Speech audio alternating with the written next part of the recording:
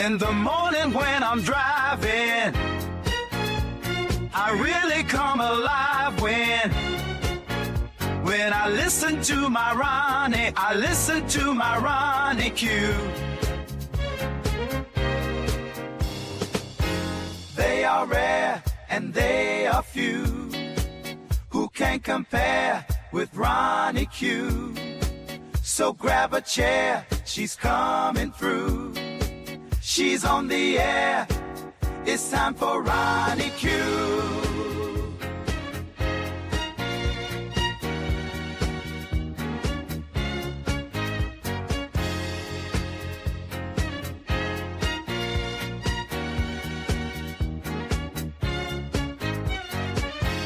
They are rare and they are few who can compare with Ronnie Q.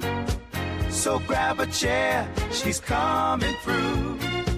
She's on the air, it's time for Ronnie Q. Ronnie Q. It's time for Ronnie Q. Ronnie Q. It's time for Ronnie Q. In the morning while I'm driving, Ronnie Q. I really come alive when it's time for Ronnie Q. I listen to my Ronnie, Ronnie Q. I listen to my Ronnie. It's time for Ronnie Q.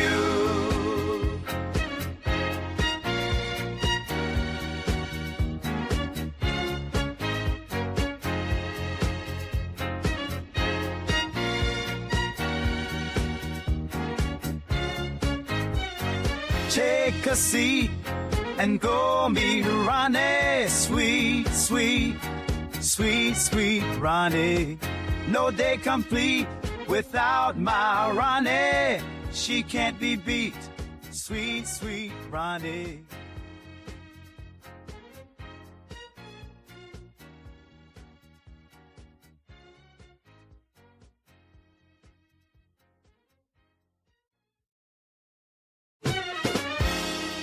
I'm here, Grand Rising. Let me turn off the music.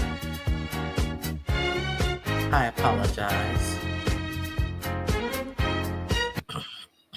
Grand Rising. We've made it to Friday.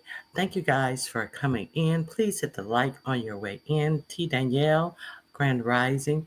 Nappy Child, it's always good to see you. Cheryl Burnett. Hey, girl, hey. Grand Rising. Oh, I said Nappy Child and December Baby. Thank you guys for coming. I hope you guys hit the like button on your way in. And even though I have a lot of stuff that I want to talk about, I got a late start. So let's talk about it. I'm sure you guys heard that 4547 is allowing Elon Musk to go to the Defense Department at the behest of Pete Hegseth to get briefed on between 30 and 40 slides of things that the United States will do in a war with China. First, they tried to say, well, no, it's not. And he will not just be in an office doing it. Nappy Child, is it you who was in the service? Somebody was in the service. Don't quote me. I think they call it a shiv, where he just wasn't going to be in an office. He was going to be in that top secret little room where it cannot be spied on. There's no way they can bug the room because they want to make sure that none of the information is stolen and taken out, or you can't come in with any type of recording equipment. I forgot what that is. Grand Rising, Jill. So let's be clear. And only the top military people are this information. And we don't even know if Doge people, Elon Musk, or any of the people who work for Doge have had any background check or security clearance. But what we do know, but what we do know is that SpaceX wouldn't even give Elon Musk the top security clearance at his own company. But we have Pete Hegseth is ready to give all the top information, classified information, allegedly, according to the New York Times, that he was ready to give Elon Musk this information. So, did you guys hear about that? And what do you think about that? Okay, nothing. Okay, so I was just like really up in arms, and I think I'm more up in arms that something I had to start my show later than I usually do, and I'm mad because I heard it on CNN. I'm really pissed that CNN uh, got the story out before I could. Grand Rising, Max Boogie. Hey, Room Shaker, how you doing? Please hit the like button on your way in. My goals are to tell you something I did not know. This girl child, yes, that he doesn't even have the Department of Education has to be dismantled by the Congress. So all of that, and how are you once again using these people children? What people keep giving 45, 47 they children to use as political props? And he's dismantling the Department of Education, and he have all these children there sitting there. Well, shit. Since you want to have kids sitting there, you should have had them acting up. You should have had them doing dumb shit. You should have had special needs children there and looking around and didn't have a desk for them, because all the funding for special needs children is practically up in the air. And if they're going to have to go take school vouchers, a lot of these private schools have the right to not accept special needs children. You know, the children who are on IEPs, they have the distinction to reject these students. So how come you didn't have a special needs student up there with no desk, nowhere to sit, nowhere to go? I'm just asking. Okay, so let me see what you guys are saying. Clark FTB, Grand Rising, Cheryl. I saw Cheryl. Okay, alone. Yes, alone. So, um, I guess you guys saw that. Let me drop my link because I'm gonna be going. And if anyone want to come up and add your 2 cents to any of these stories, feel free to hit the link, and we can converse about it. And because there's a lot of stuff that has gone on. Don't want to forget to give you the opportunity to sound off on any of this if you choose. Okay, so I talked about the Department of Education. So this is, let me share with you the Peak Hegseth information.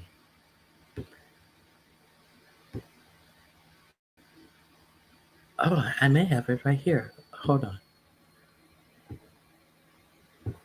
Just a second. And today, Jill's Comfort Zone is going to be doing her crafting. She's going to be painting over on her channel at 5:30 p.m. Eastern Standard Time. Jill, if I got that wrong, please correct it.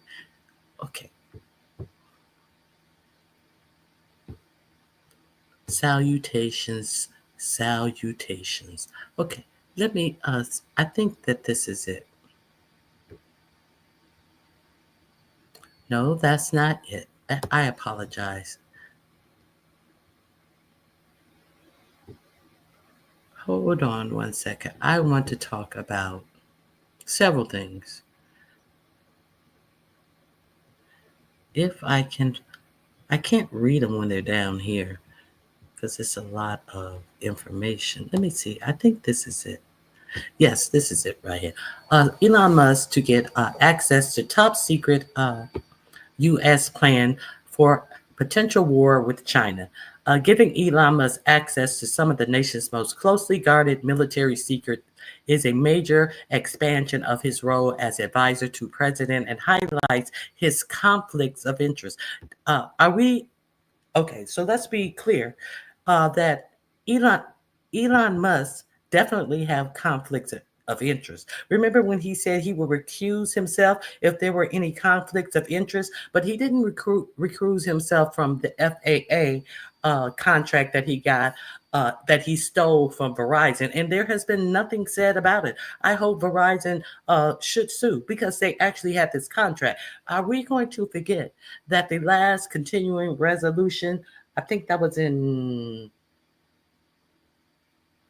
I think that was even before the inauguration that Elon Musk made a tweet because he didn't like that they had agreed to sign not this one that they signed Friday. The one before that, I believe, was in December. And Elon Musk made a tweet and said that they should vote that down. And 4547 hadn't even made a tweet about it. And the Democrats and Republicans worked together and approved that, and they both were going to vote on it. But because Elon Musk said that he didn't like it, the Republicans pulled back on it, and then 4547 came out with a reason why he didn't like it as well after Musk. But see, the thing is, Musk got what he wanted. They wrote what Musk wanted to extend it till this past Friday, but 4547 did not get what he wanted. And what did Musk want? Musk didn't like that deal because it impeded his ability to do business in China. So that's why he didn't like it. You wonder why China is so important? Because that's where his biggest Tesla company is, in China. And he allegedly has a lot of business in China. And he's in the process of building his largest battery company in China. So you mean to tell me that these numbnuts, and I heard one of the senators when they were asking why the Republicans didn't have Musk and Doge at those oversight meetings. I heard one of them infer that he was lockstep with the Chinese government. So he didn't elaborate on it because Musk never showed up, was never asked by the Republicans to come to an oversight committee about all these alleged savings that he's been giving the American people. So let's continue. This broke late yesterday evening in the New York Times. Okay. So what else are they saying? A skiv. That's what it's called, a skiv. That's where they give generals the information that they don't want out. Nobody can eavesdrop on them, the whole nine. The Pentagon scheduled the Pentagon is scheduled on Friday to brief Elon Musk on the U.S. military plans for any war that might break out with China. Official said on Thursday. Another official said the briefing will be China focused without providing additional details. They just told them that it's going to be China focused. Next question. A fourth official. So all of these people know about it. A fourth official confirmed Mr. Musk was to be at the Pentagon on Friday, but offered no details. Providing Mr. Musk access to some of the nation's most closely guarded military secrets would be a dramatic expansion in his already extensive role as an advisor to 4547. and leader of his effort to slash spending and purge the government of people and policies they oppose. It will also bring into sharp relief the questions about Mr. Musk's conflicts of interest as he ranges widely across the federal bureaucracy. As he, yes, ranges, I don't know, as he ranges widely across the federal bureaucracy while continuing to run businesses that are major government contracts. So he's going to have information that his competitors will not have. That's a conflict of interest. Okay, let's be clear. In this case, Mr. Musk, the billionaire chief executive of both of SpaceX and Tesla, is the leading supplier to the. I got to remove my banner. Excuse me. He's the leading supplier to the Pentagon and has extensive financial interests in China. Extensive. But okay, so I'm just reading. I'm just giving you the information. So why are they doing this? We know why. That comes with the cost of buying a presidency. I'm sure. Now, I forgot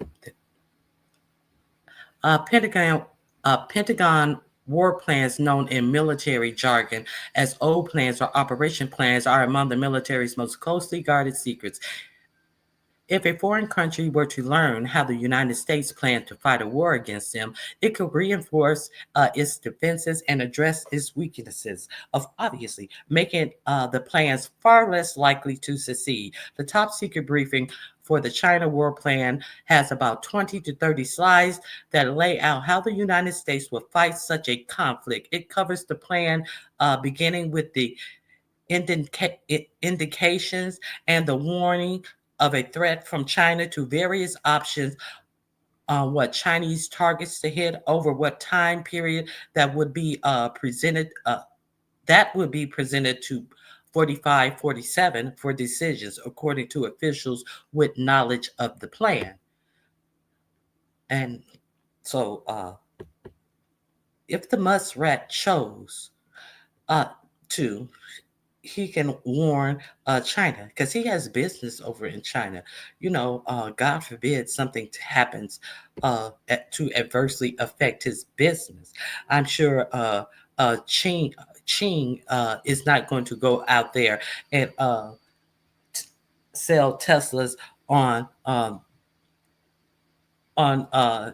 lawns of whatever he is, the supreme leader or whatever he is. I'm sure he's not going to have Teslas, and I'm sure his commerce secretary is not going to break the law and go on TV and tell people to buy Tesla or buy stock in SpaceX if the United States harms China. And then China and he start losing money. I'm sure that that's not going to happen over in China like it's happening in the United States. Okay, a White House spokesperson did not respond to an email seeking comment about the purpose of the visit, how it came about, whether 4547 was aware of it, and whether the visit raises questions of conflicts of interest. The White House has not said whether 4547 signed a conflicts of interest waiver for Mr. Musk. The chief Pentagon spokesperson, Sean Parnell, now, early this morning, why was Sean Parnell on Fox News?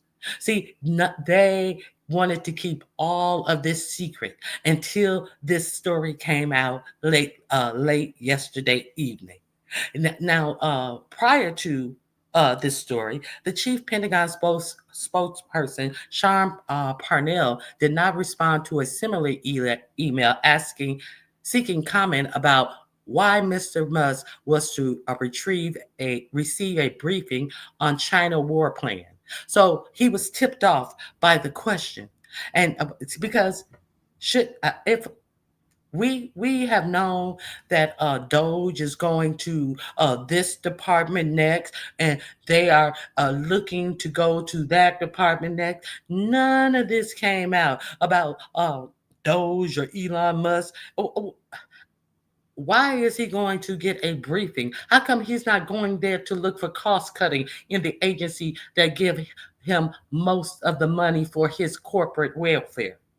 Why isn't he going there for that? So they didn't want, and so they got tipped off, and all of and did not reply to the question asked, but hopped their asses. Of course, 45, 47 hopped his ass on Truth Social. Of course, now this Parnell, the spokesman for the Pentagon, he's on Fox News bright and early talking about what the meeting. Oh, this not about that. That is untrue. That's fake news. It's fake news and all this old dumb shit because they got busted. Okay, I digress. The chief Pentagon spokesperson, Sean Parnell, did not respond to a similar email seeking comments about why Mr. Musk was to receive a briefing on the China war plan. Soon after the Times published the article on Thursday evening, Mr. Parnell gave a short statement. The Defense Department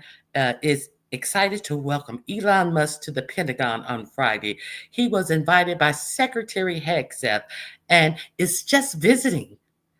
About an hour later, Mr. Parnell posted a message on his X account. This is 100% fake news, just brazenly and maliciously wrong. Elon Musk is a patriot. We are proud to have him at the Pentagon. Nothing. Would not answer the email. How come you didn't answer?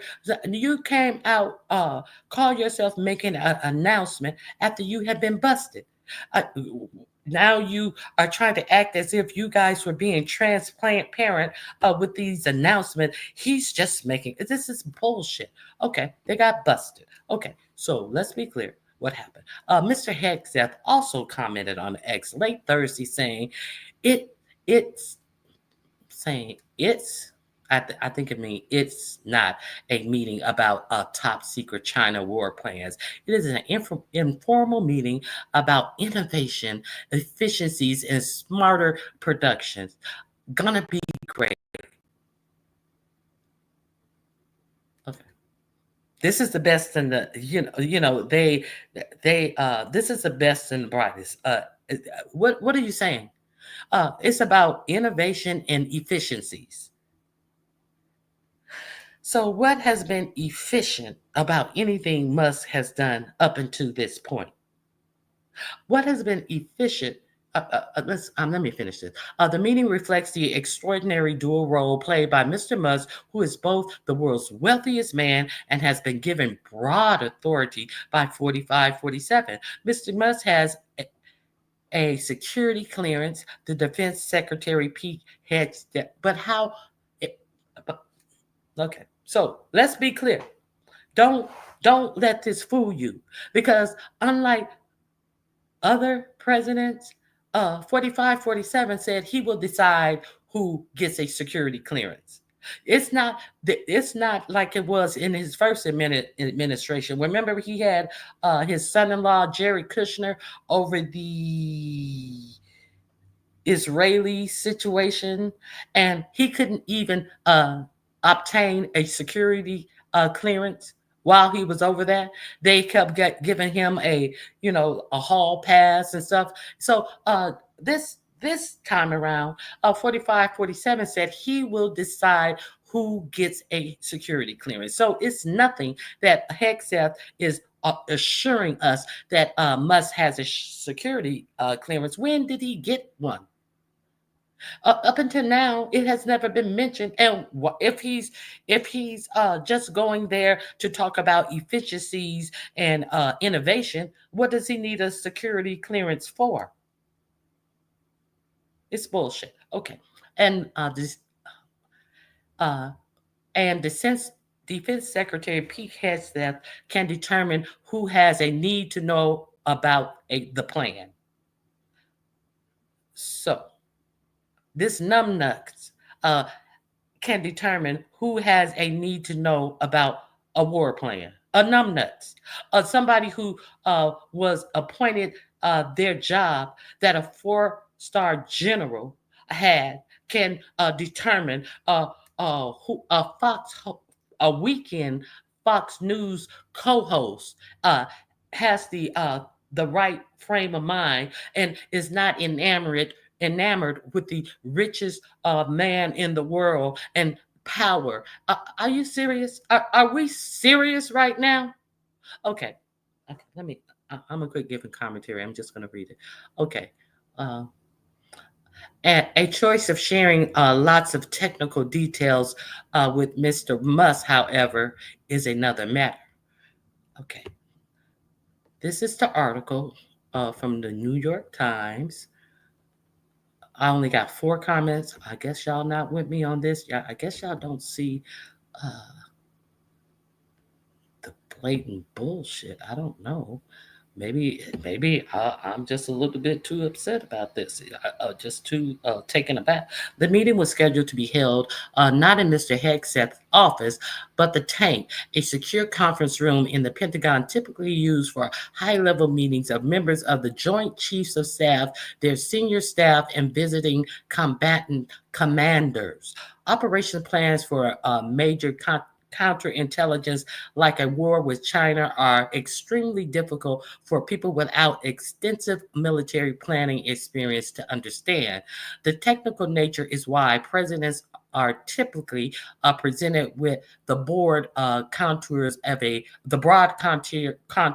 a plan rather than the actual details of documents.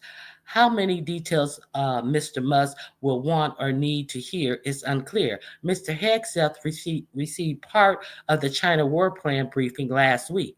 Now he just now okay.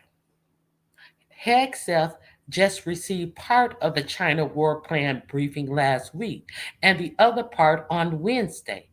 And now here it is Friday. He can't wait to share it with the muskrat. He just got it his goddamn self. He probably don't even know what it means because he's not qualified for the job he has. And as soon as he get it, he's giving it to the muskrat.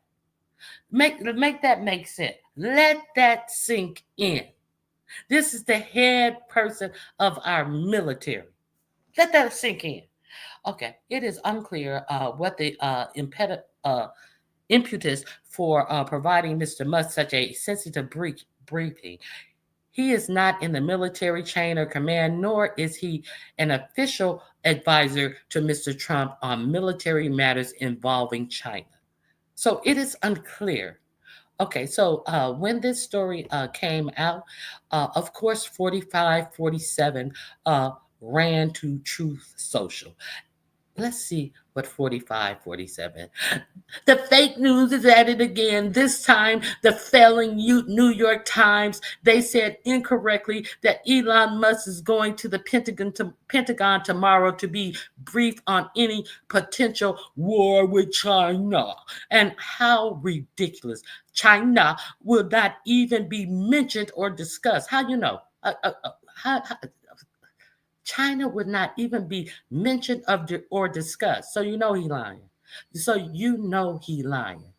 That China would not even come out if they ask, do you want to eat on the good plates or you want to on the fucking Betty Crocker plates? They're not going to say, do you want to eat on the good China? Should we bring out the good China for Mr. Musk? They wouldn't dare say the word China in this meeting. Okay, how ridiculous. China would not even be mentioned or discussed. How disgraceful it is that the discredited media can make up such lies anyway. The story is completely untrue.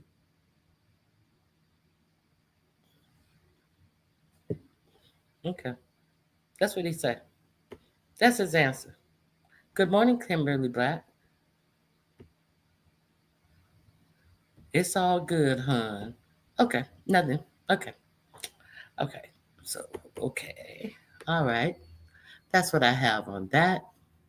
Okay, I'm going to be outraged as I am. Okay, also I wanted to talk about a judge has blocked members of the Doge from accessing Social Security Administration systems containing personal information, saying that their work was likely an illegal fishing expedition. Not only did he block them,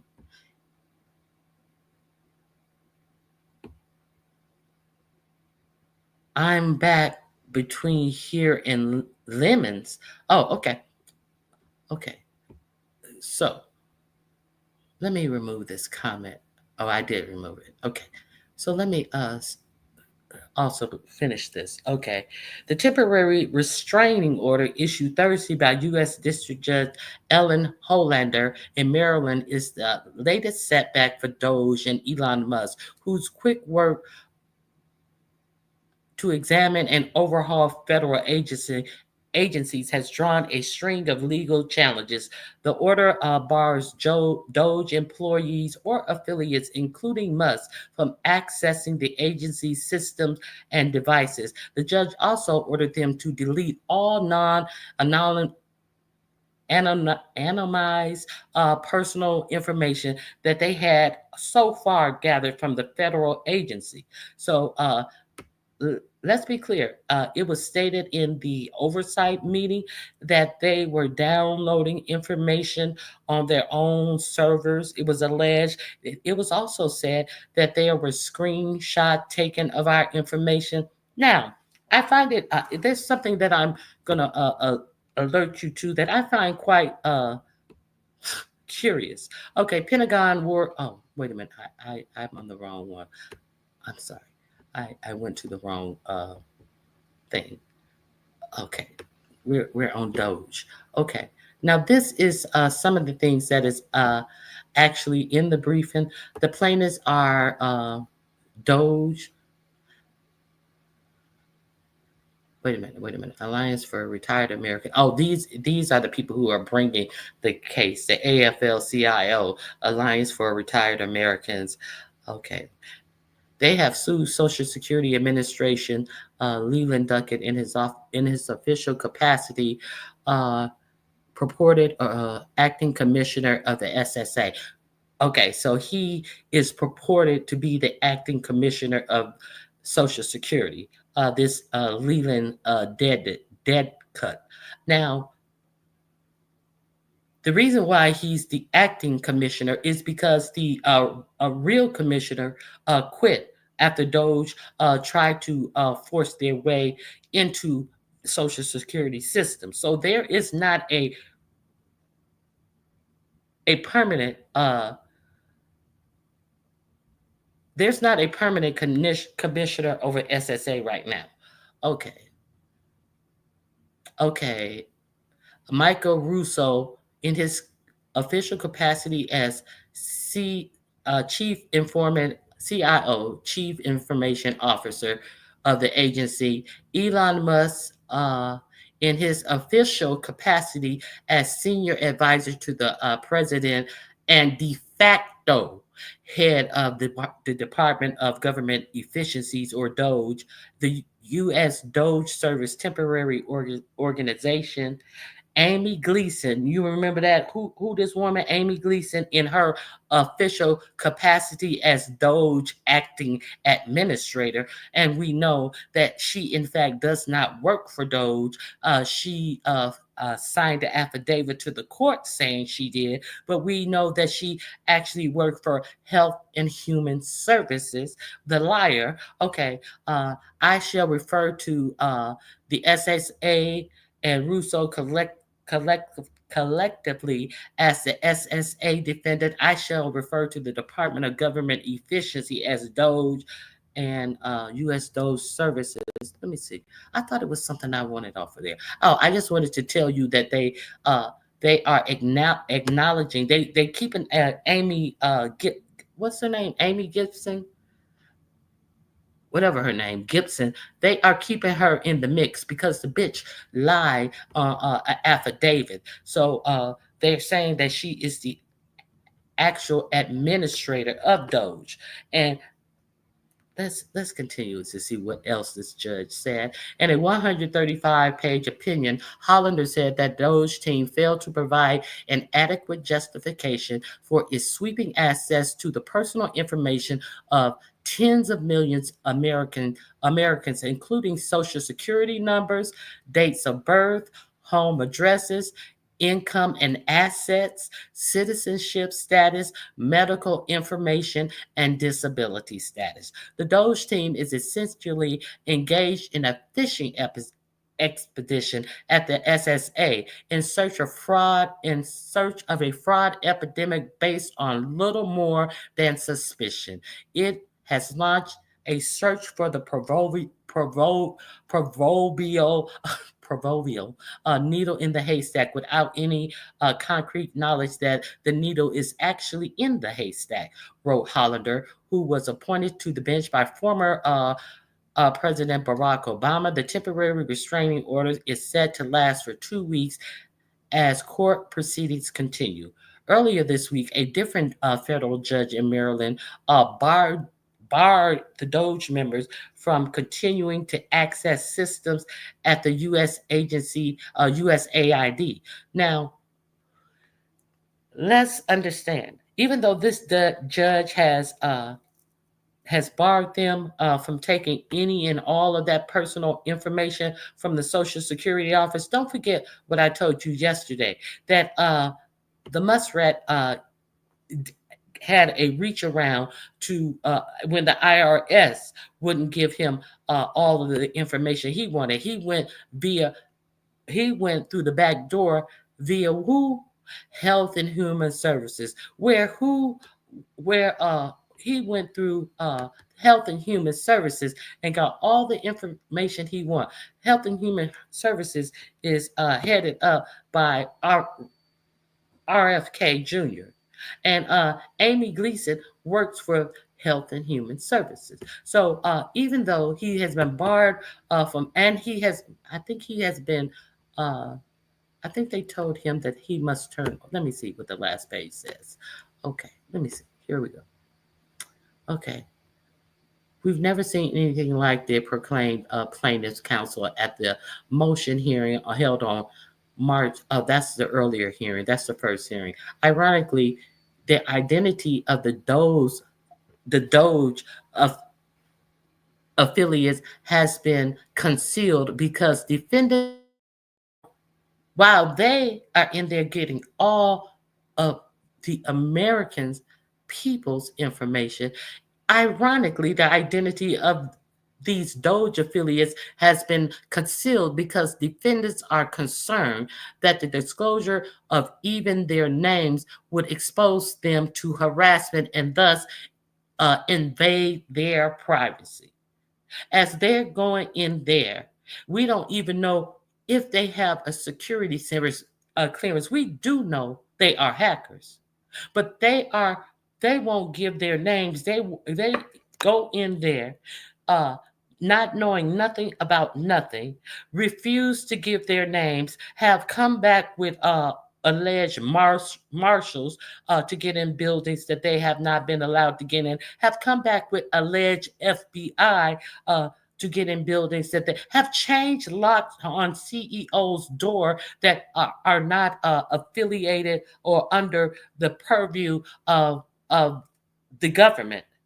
They have done all of these things, but they won't give their names at all because they're scared that they would be harassed, and thus their privacy would be invaded. The defense does not appear to share a privacy concern for the millions of Americans whose SSA records were made available to Doge affiliates without their consent, and which contain, this is the judge, and which contain sensitive and confidential and personal identifiable information.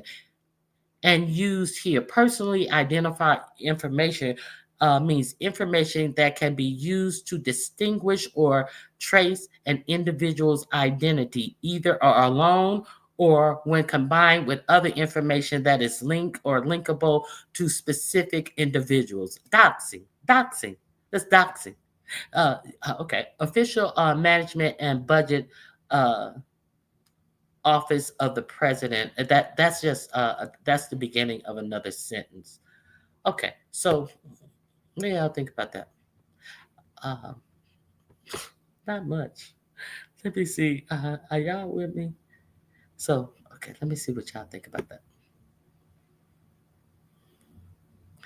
I was going to talk about that. Yes, they have hacked Tesla, and everyone who owns a Tesla, they have put out their names, their addresses, their email addresses, and instead of having a cursor to move on the page, they have go over to Tabitha Talks. I saw that early this morning. Tabitha, is this Tabitha Talks? Yeah, and she actually has the. I'll tell you right now. I'm not gonna play her on my thing, but yeah, that's where I saw that. Let me see.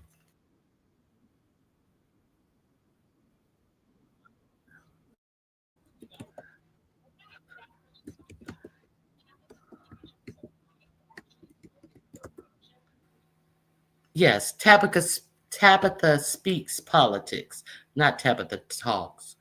I'm gonna drop the link to the video right here. Uh, It says Dogequest leaks Tesla's owners' private data. FBI probe privacy breach as anti-Musk protection. Wait a minute. As an anti-Musk protest, vandalism and security concern escalate. Her hair was in the way. I couldn't see that. Let me see. It's in U.S. News that this article is actually written up in.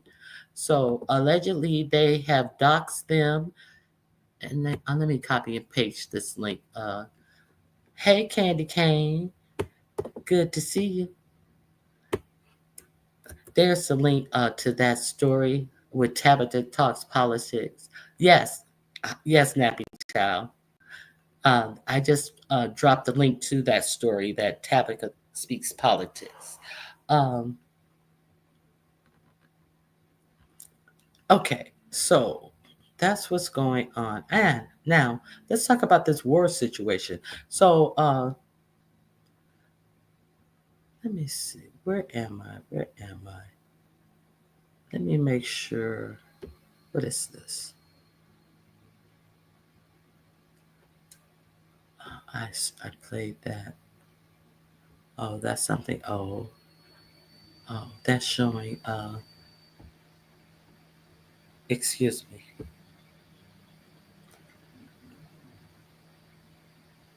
That 45, 47 is Putin's puppet. I just want to make sure I go over everything that I wanted to tell you. Oh, this is something new. Okay.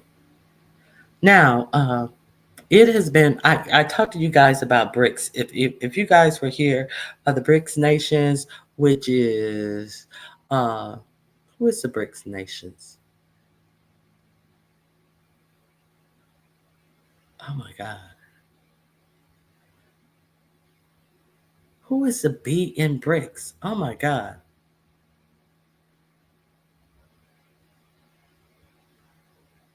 India, China, South Africa, Russia, and who is the B in BRICS? Russia, India, China, South Africa. It's not Brazil. Oh my God. Who is the B in BRICS? I've been talking about this.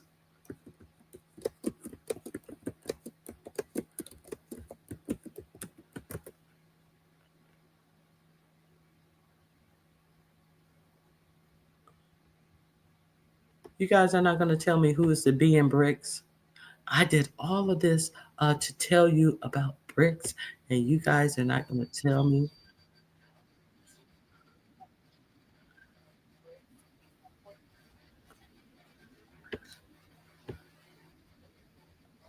Uh, China, India. Who the fuck is the B in BRICS?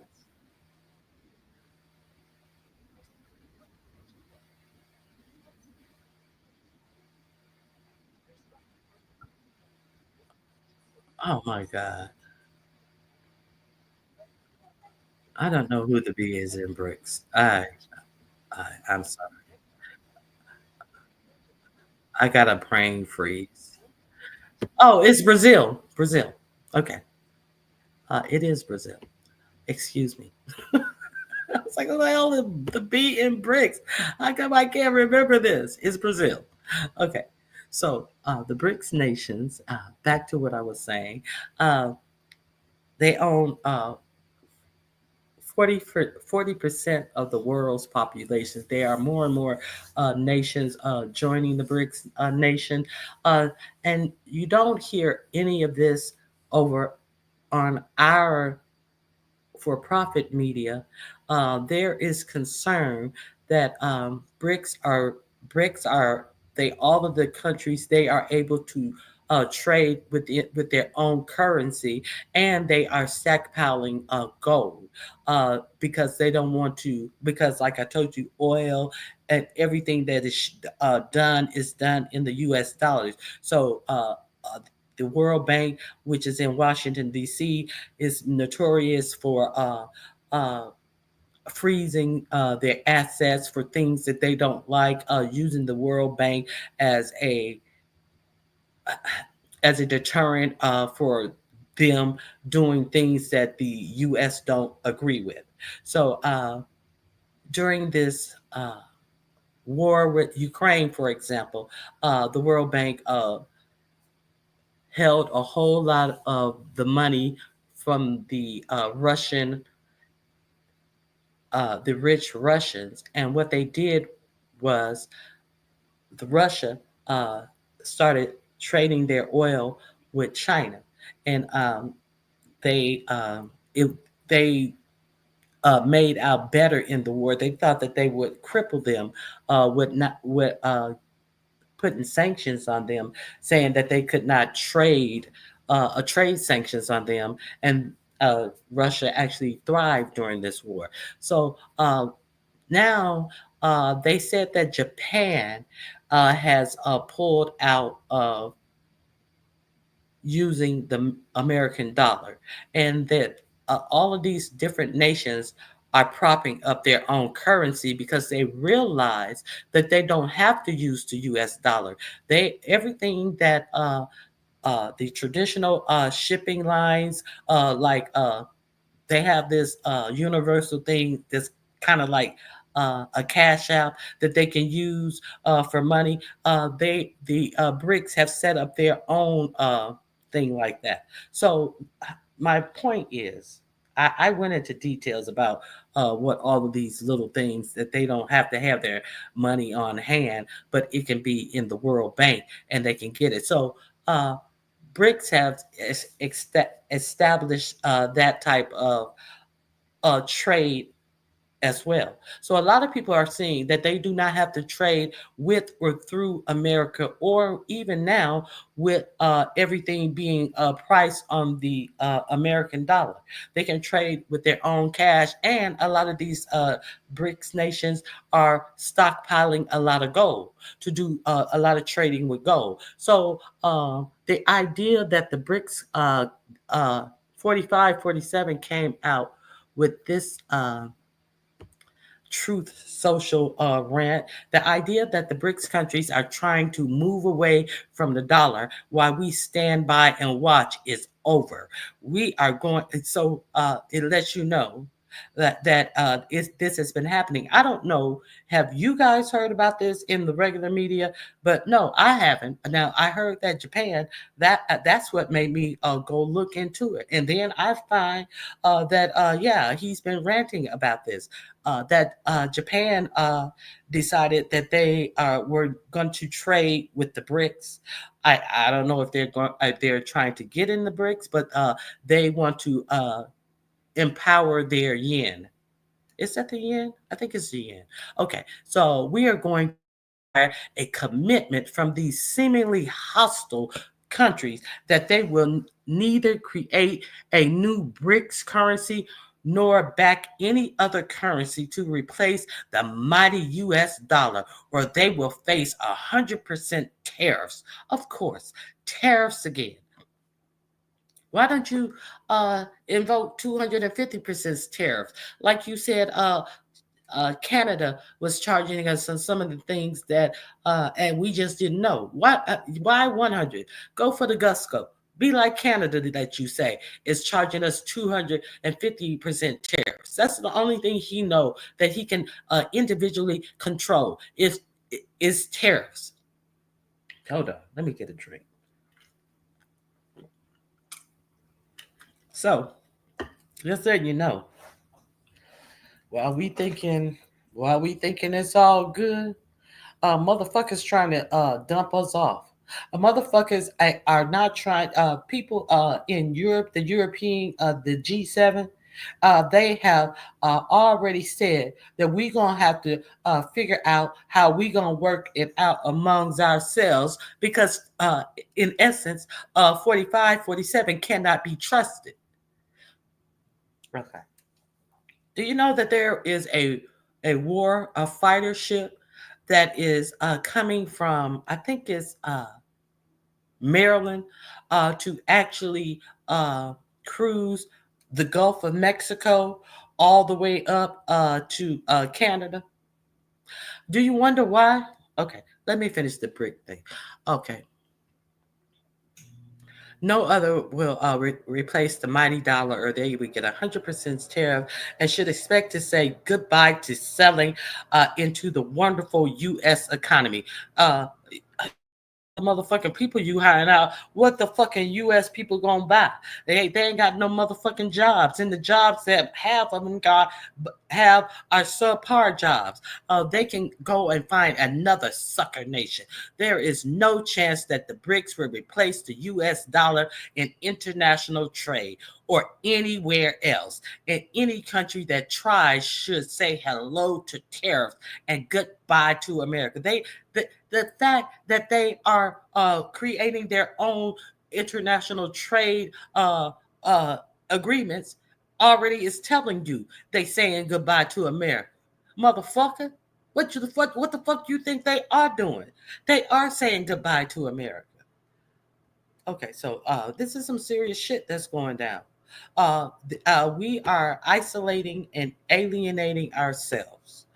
Okay. So, what else? Okay, so let's talk about the warship that is about to cruise through the Gulf of Mexico. Okay, here we go.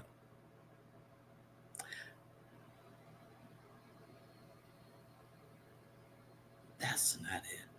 Let me find it. That's the Iranian thing.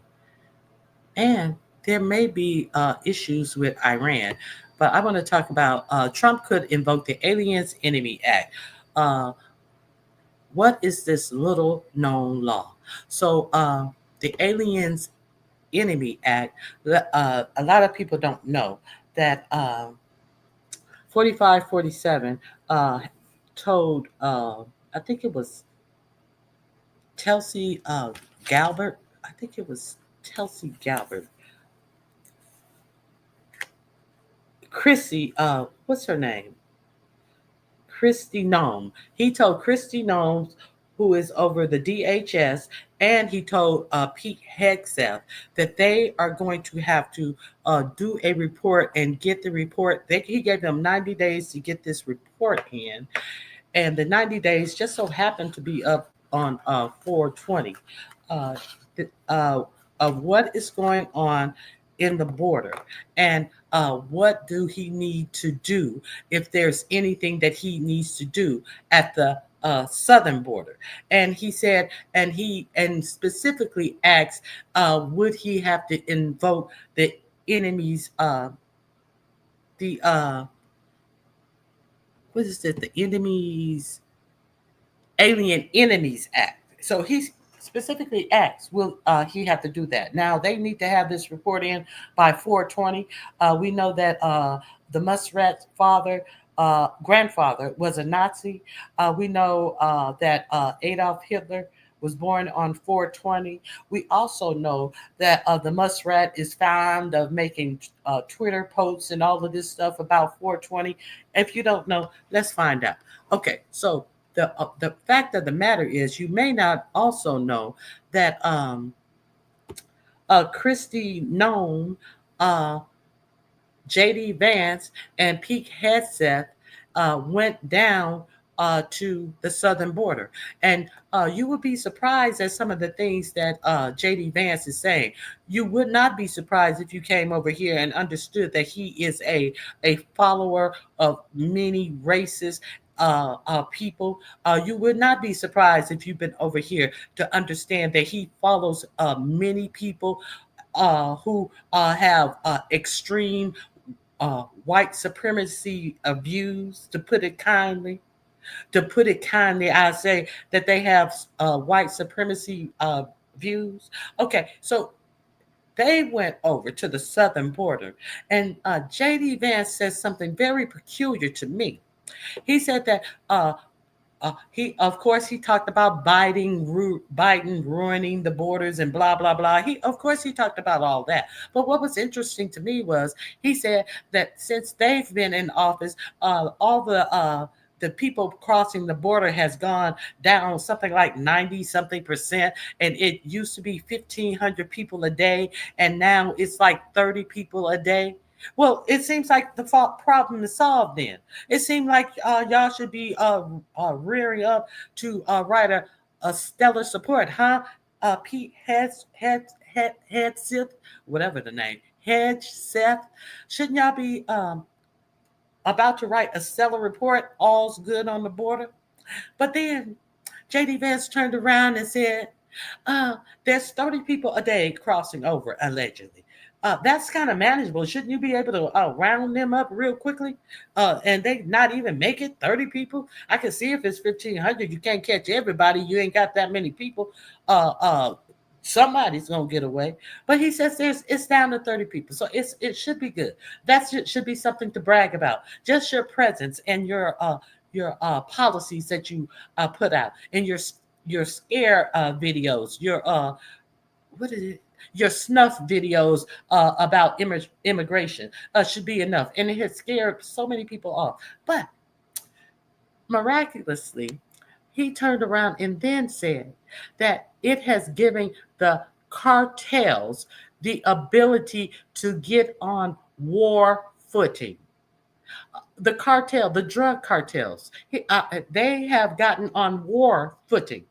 You know that the Aliens Enemy Act is something that he can deploy our military because of. You know that's what the Alien Enemies Act is. Now there is a report. There's also a report that I want to share with you guys. I got some reports, huh? Is this it? Let me see. No, that's not. There is a report. I'll let you guys hear it. Let me find this video, and I will link you. I do have it bookmarked though. Let me find this. Okay, excuse me. About what is going on in the border, ranging all the way from Canada, from Greenland. Why Greenland is such a asset that 45, 47 keeps talking about, running from Greenland all the way down to Colombia.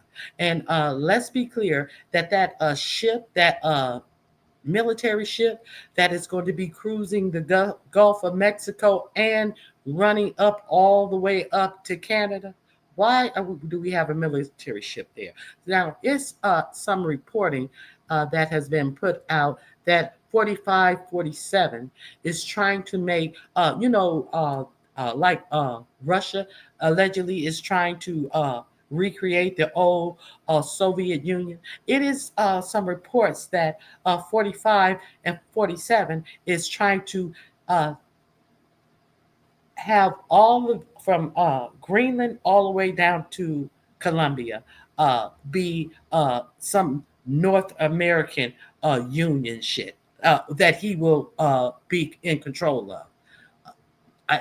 That's the reporting. I will link you to the page. I saw this on. Let me play it. I didn't want to play it because it was on the Young Turks TYT. Let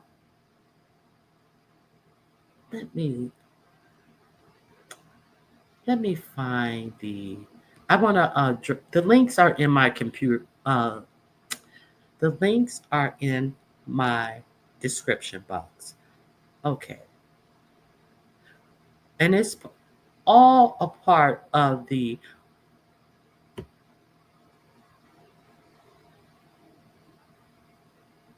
okay, here we go. I'm gonna play this for you. Okay, here we go. Let me share screen. This is in my description box under martial law. Okay, here we go. Let's get with it.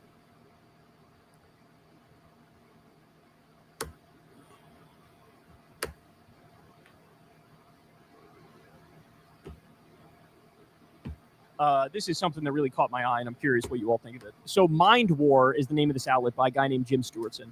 And he oftentimes says things that pique my interest that, I have to look into. So what he says is there's already a tremendous amount of evidence that Trump is planning on declaring martial law on 4/20, April 20th. Now, he would do that via basically the Insurrection Act, which, remember, he tried to invoke the last time he was in office, but he was surrounded by people who are not insane. And they were like, we're not deploying, because the Insurrection Act will let you deploy the U.S. military in our own streets against our own people, right? It's martial law. It's what it is. And they said, we're not doing that. He tried to do it over George Floyd protests, and he was basically blocked by his, right? Thank God that he blocked him. But now he's got all the sycophants around him, and nobody's going to tell him no. Nobody. All right, ready? Let's go into the evidence. In this deeply alarming opinion piece in the San Francisco Chronicle, Brett Wagner, who served as a professor of national security decision-making for the U.S. Naval War College, raises the specter of Trump invoking the Insurrection Act and martial law. So this is a San Francisco Chronicle article, and the title is Trump preparing to invoke the Insurrection Act? Signs are pointing that way. A joint and Homeland Security report will soon recommend whether or not to invoke the Insurrection Act over illegal migration. So this guy wrote an article on this topic. Ready? In his day one fusillade of executive orders, Donald Trump signed declaring a national emergency at the southern border of the United States. This includes the following clause dictating that Trump's designated supplicants, Kristi Noem at DHS, and abusive crusader Pete Hegseth, submit a report with recommendations about whether to invoke the Insurrection Act of 1807. So a day one executive order he signed said the following. You ready? Within 90 days of the date of this proclamation, the Secretary of Defense and the Secretary of Homeland Security shall submit a joint report to the President about the conditions at the southern border of the United States and any recommendations regarding additional actions that may be necessary to obtain complete operational control of the southern border, including whether to invoke the Insurrection Act of 1807. So he signed an executive order on day one saying, within 90 days, I want this report, and you guys are going to recommend do the Insurrection Act or don't do the Insurrection Act. Now remember, Kristi Noem and Pete Hegseth are some of the biggest psychos in the administration and some of the biggest sycophants in the administration. And likely what they're... Okay, so he has asked them to decide if he should enact the aliens, what is that? Insurrection Act. So this is who he is trying to get an answer from. Now,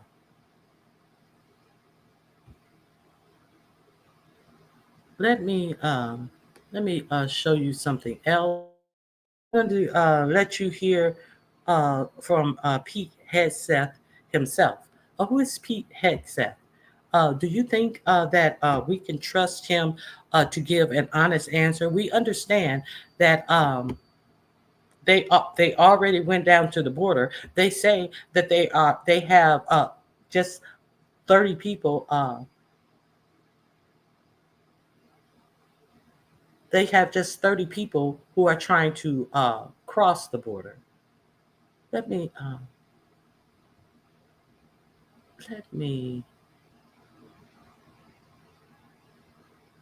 hold on one second.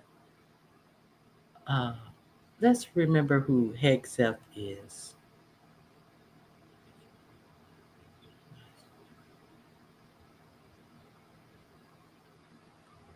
Okay, Trump denies briefing. Trump starts it. Okay, let's do this. Okay. Let me share screen with you.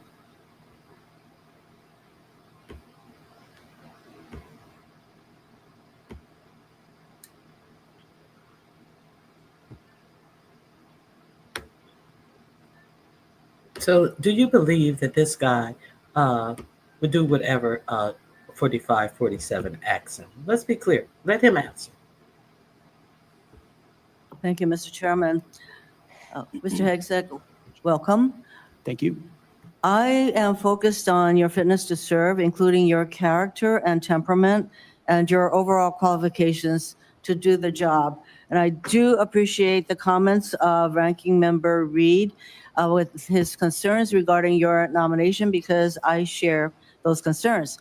As part of my responsibility as a member of this committee to ensure the fitness of all nominees to come before any of the committees on which I sit, I ask the following two initial questions. First, since you became a legal adult, have you ever made unwanted requests for sexual favors or committed any verbal or physical harassment or assault of a sexual nature? No, Senator. Have you ever faced discipline or entered into a settlement relating to this kind of conduct? Senator, I was falsely accused in October of 2017. It was fully investigated, and I was completely cleared. I don't think completely cleared is accurate, but the fact is that your own lawyer said that you entered. Hold on. Lovely one. Yes, I'm very okay. And how would that bitch affect anything in my life? I don't understand. I came on. I said that I had something to do. I come on at 4 a.m. my time all the time. It seems like I affect her life because she tries to absorb everything that I am doing. So absolutely not. But I don't know why. No one is affecting anything in my life. Thank you. Yeah, I had something else that I was doing this morning. I went to bed late because I was doing all of this, catching all of this up. But if you look at my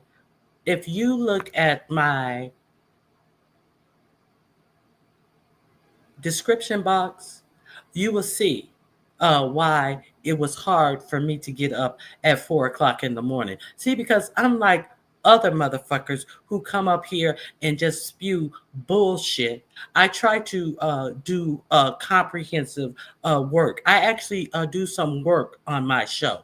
I actually try to give information on my show. I'm not just sitting up here spouting off bullshit and pledging allegiance to a motherfucker who don't have no allegiance to my stupid ass being a stupid ass bitch. No, I do actual work on my show. See, I'm not trying to keep up. They're trying to keep up with me, but they can't. Okay? Okay, so hey, lovely one, how are you? Uh, okay, so this is who is challenged with uh, coming back to see if the enemies alien act needs to be Entered into called, which would allow the U.S. military to actually put boots on the ground. Now, I've already talked about how it appears that 4547 is making all of these moves to try to get Black people in particular to go out and protest. All of this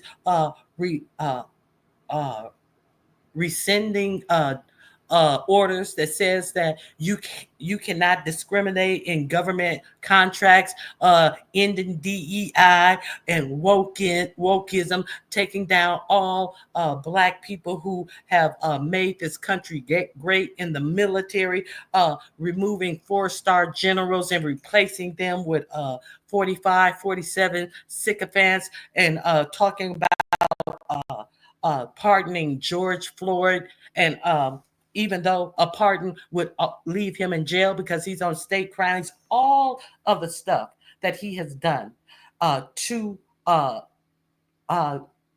in essence, it seems like to relegate us back to Jim Crow. All of these things, because we know when these work things are done by the federal government and you have no protection, but they say, oh, well, there's still the Civil Rights Act that make this stuff illegal. Okay, so yes, there's the Civil Rights Act that makes this illegal. But what are you going to do if it happens to you? You have to sue. And they have told their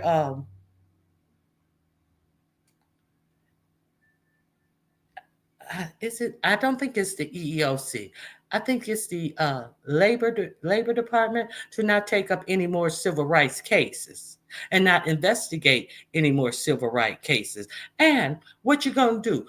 You're going to work at a company, say like Tesla, for instance, who actually do have segregated work areas. Let's be clear. Tesla was under investigation about their own segregated work areas. But what happened? Tesla was under investigation about people being called nigger in the broad daylight by their supervisors and peers. And what happened when they filed suit? What happened when they were under investigation? What happened right now? Musk came, and every agency that had him under investigation, he tore apart every government agency that was investigating him. So let's not pretend like as soon as Trump said we're going to take DEI out of the government, that a whole lot of private companies didn't follow suit as well. So you think that they won't follow suit on this? They can discriminate against you shit because they know you ain't got no recourse or nowhere to go with it. Okay, so Pete Hegseth is the one. Let's see what type of character Pete Hegseth said that he had in his confirmation, and he was confirmed by Republicans' votes, and J.D. Vance had to come in and make the tie-breaking vote because no Democrats would vote for him.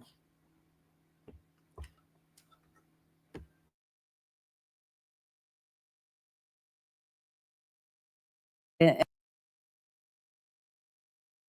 NDA paid a person who accused you of raping her a sum of money to make sure that she did not file a complaint. Moving on. As secretary, you will be in charge of maintaining good order and discipline by enforcing the Uniform Code of Military Justice, UCMJ. In addition to the sexual assault allegations, and by the way, the answer to my second question should have been yes.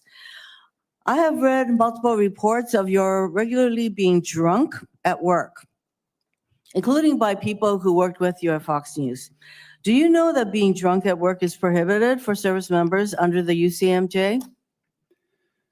Senator, those Yes are or no? multiple false anonymous reports peddled by NBC Do you News know that that run directly drinking on the job contradictory to is the dozens of men and women at Not Fox News contemplated, Channel and who I'm not I work hearing- with I'm not came hearing on the the answer to my record question. and said they've In your never opening seen statement, that. Mr. Hegseth, you commit to holding leaders accountable at all levels. That includes you, of course. And frankly, as secretary, you will be on the job 24/7. You recently promised some of my Republican colleagues that you stopped drinking and won't drink if confirmed, correct? Absolutely. Will you resign as Secretary of Defense if you drink on the job, which is a 24/7 position? I've made this commitment on behalf of the Will you men and women I'm resign as serving. Secretary of Defense I've if made this you commitment drink on on the behalf of job? the men and women I'm serving. I'm not because it's the hearing- most important I'm deployment not of my hearing an life. answer to my question, so I'm going to move on. While you have made that commitment, you will not commit to resigning if you drink on the job.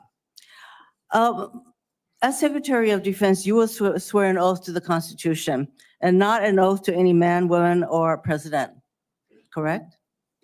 Senator, on multiple occasions, including as a young second lieutenant, I have sworn an oath to the Answer is Constitution, yes. and I'm proud to do so. Yes, ma'am.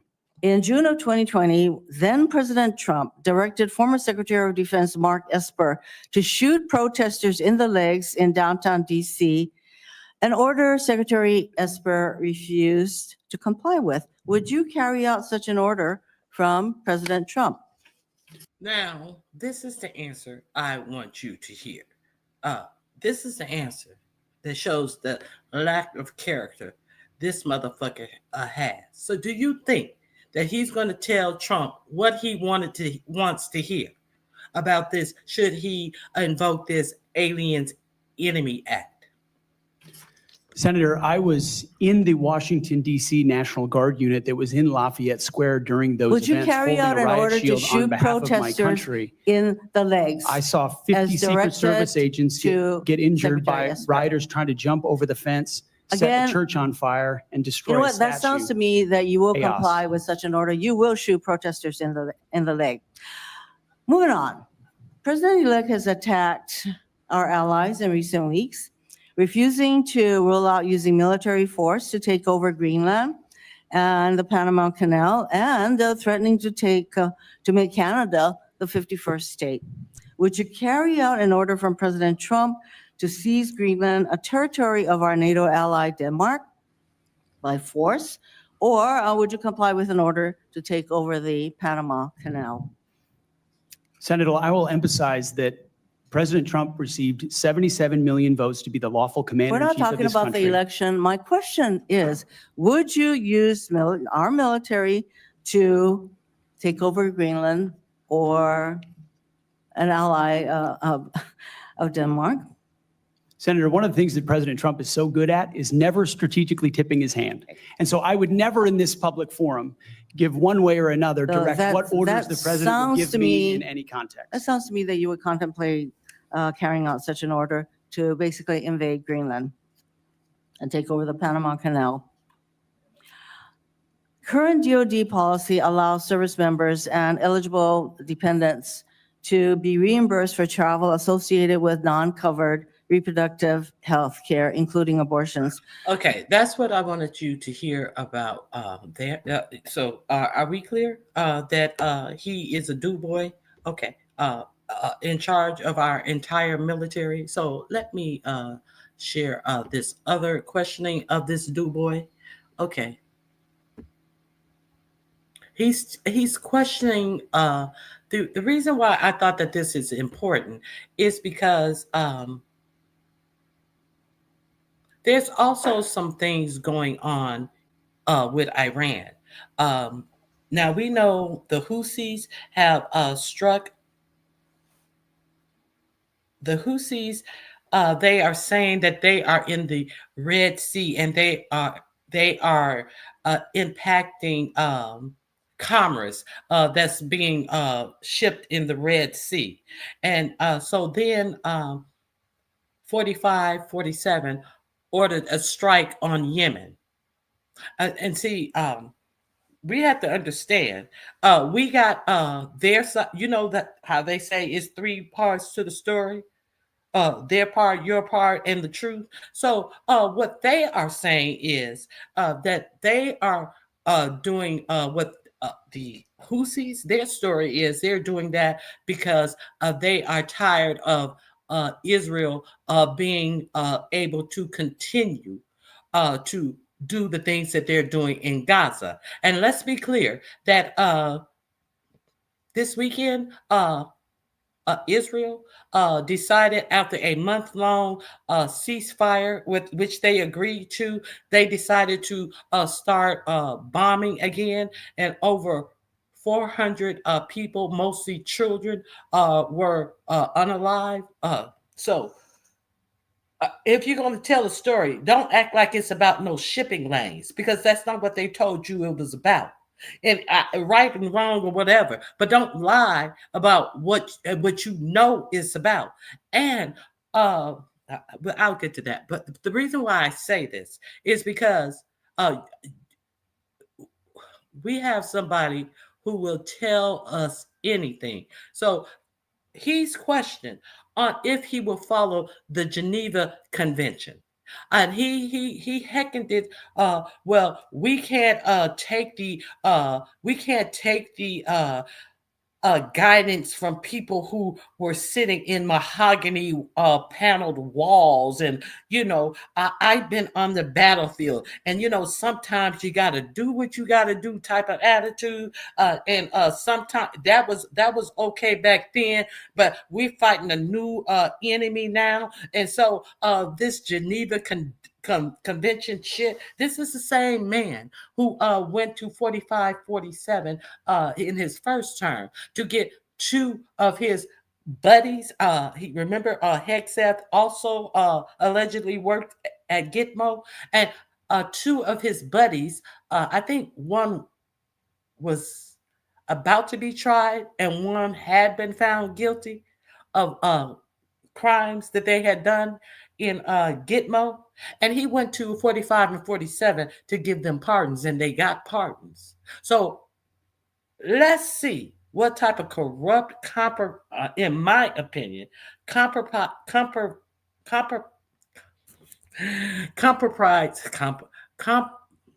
what's the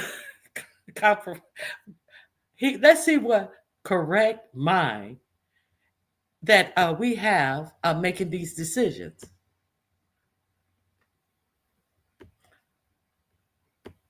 Your conversion. Senator, my testimony is clear.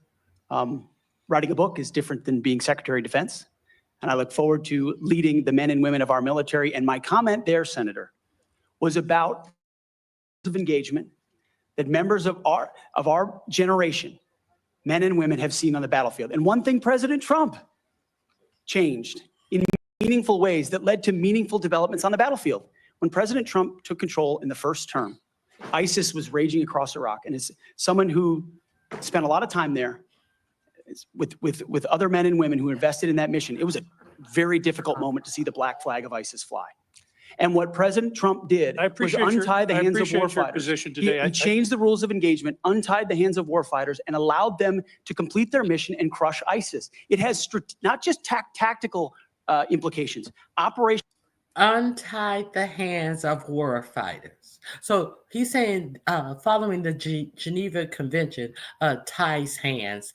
And so they need their hands untied because they hated seeing that black ISIS flag fly over. Untie my hands. Set me free. What's that? Free. Set me free. Set me free. Set me free. Okay, no. The black woman on one side of the shoulder and the white woman, the blonde woman on the other side of the shoulder, neither of them are his wife. His wife is the blonde woman who's sitting directly behind him. You see a little piece of her blonde hair. I think she was pregnant. I saw them together in a picture. Okay, so He won his hands free. Operational and strategic implications, how you allow warfighters to go about winning and fighting their wars. President Trump understands that, and within the laws of war and the Uniform Code of Military Justice, we are going to unleash warfighters to win wars so that wars don't drag on forever, as our generation has seen. So are you rejecting Title 18 and Title 42, I think, also has provisions that incorporate the Geneva Convention and the laws of armed combat? Are you saying that those laws should be repealed? That is the law of the land right now. Senator, we have laws on the books from the Geneva Conventions into the Uniform Code of Military Justice. And then underneath that, you have layers in which standard or temporary rules of engagements are put into place. We fight enemies also, Senator, as our generation understands, that play by no rules. They use civilians as human shields. So are you saying target that women the and Geneva, children. the Geneva We don't Convention do should that. not We be follow observed? rules. We follow rules, but we don't need burdensome rules of engagement that make it impossible for us to win these wars.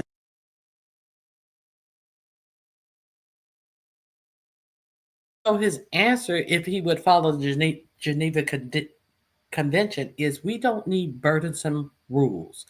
He would not answer the question. He just wants to say what he wants to say.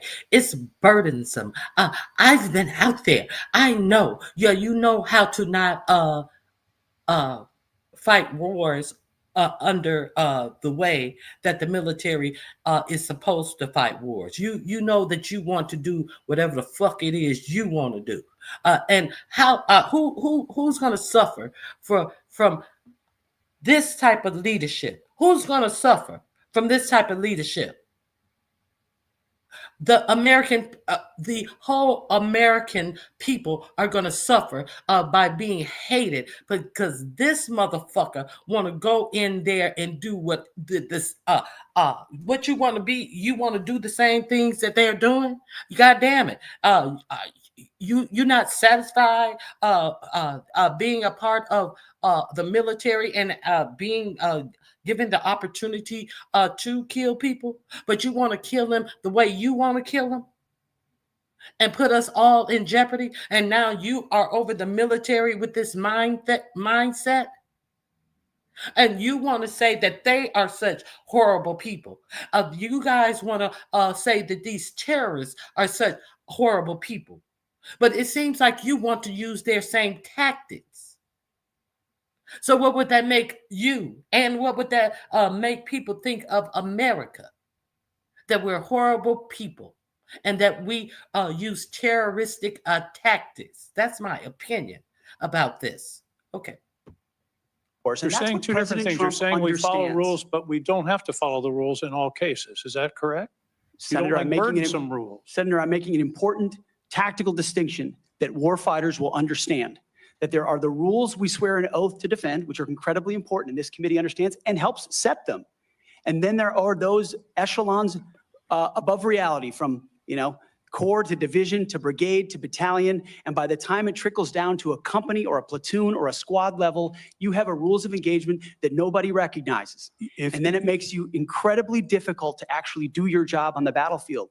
That's the kind of assessment and look that an Army major. No, actually, there's one rule. He's not asking you about all this pontificating you talking about from this one is different from that one. No, it's one set of rules. You want to be able to encompass your way of thinking.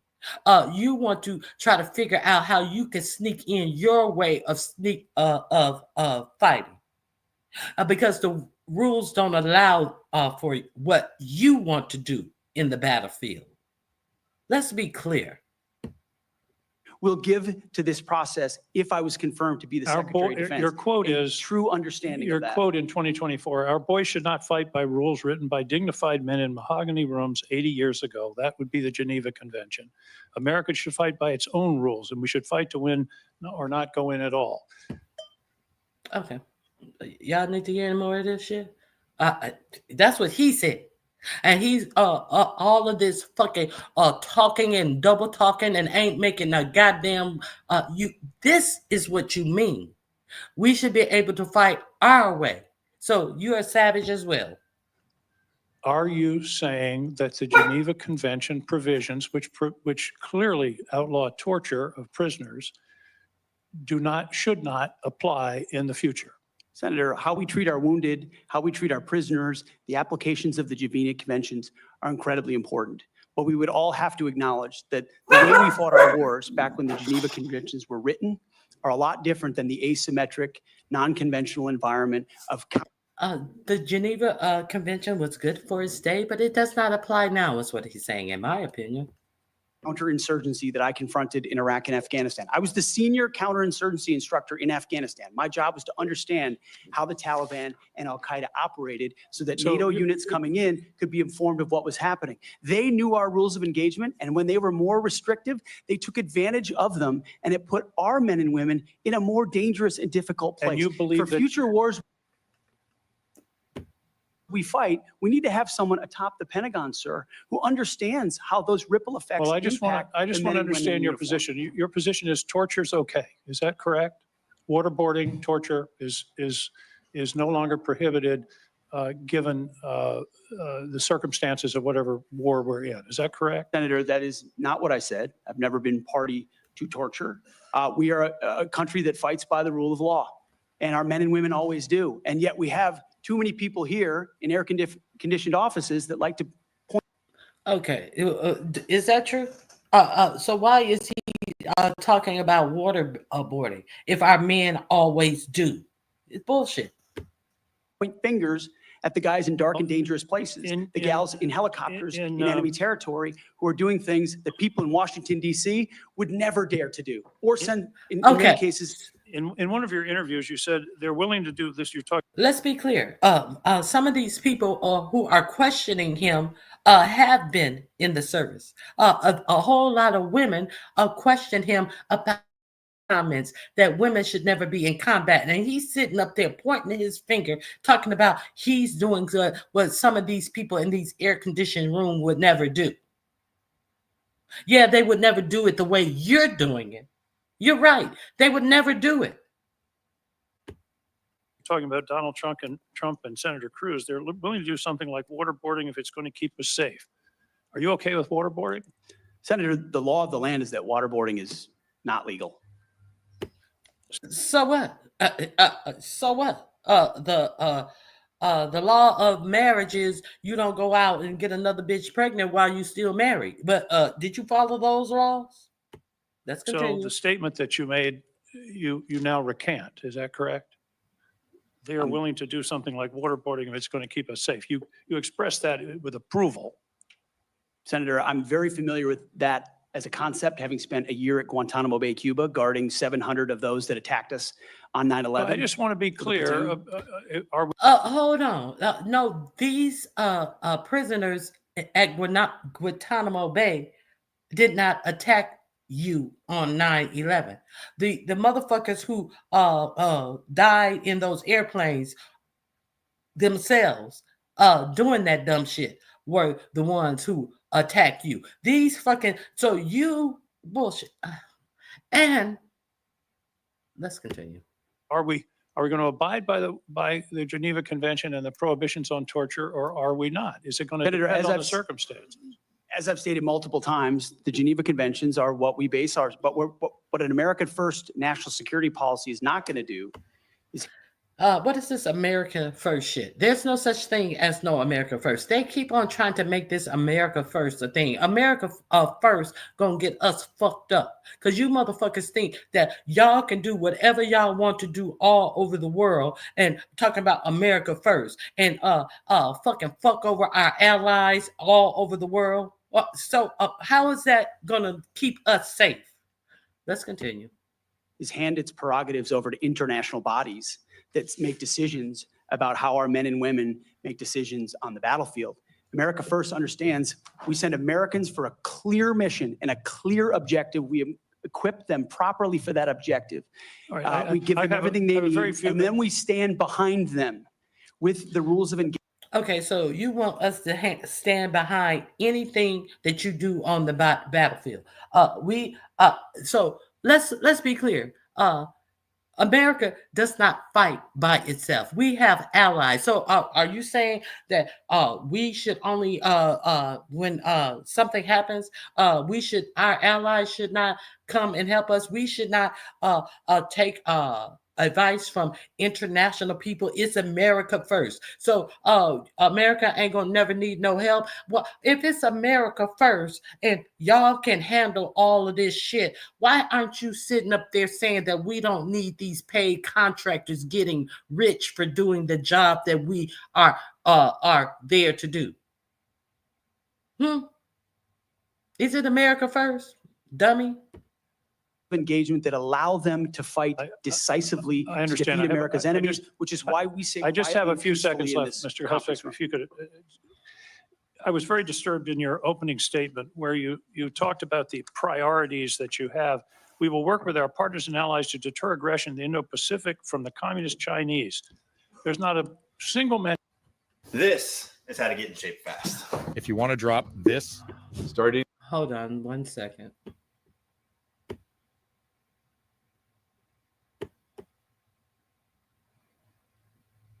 Oh, I guess that's it. Okay, so I did. That is the only reason I played all that. Okay, so let me see. Why am I talking about this? I don't know. I don't know. Just hearing that played again really got me riled up. Let me see. So let me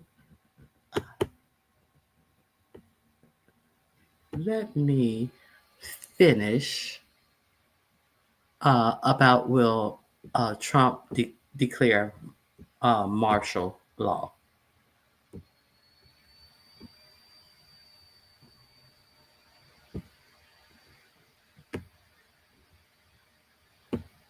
What they're doing with this report is, what do we think Trump wants to hear? What do we think he wants us? And that's what they're going to put in the report. On Wednesday, and I can't believe I'm saying this with a straight face, Vice President J.D. Vance, Secretary of Defense Pete Hegseth, and Director of National Intelligence Tulsi Gabbard made a big show of landing at the border of Mexico, which is a pretty remarkable thing all by itself. Why would people in charge of our national defense be meeting there? The plan, as I've reported now for months, is to create a North American empire from Greenland to Colombia. Trump's tariffs and horrific abuse of America's neighbors, the belittling of Trudeau, the saber-rattling at Mexico, Greenland, and Panama, are all pretext.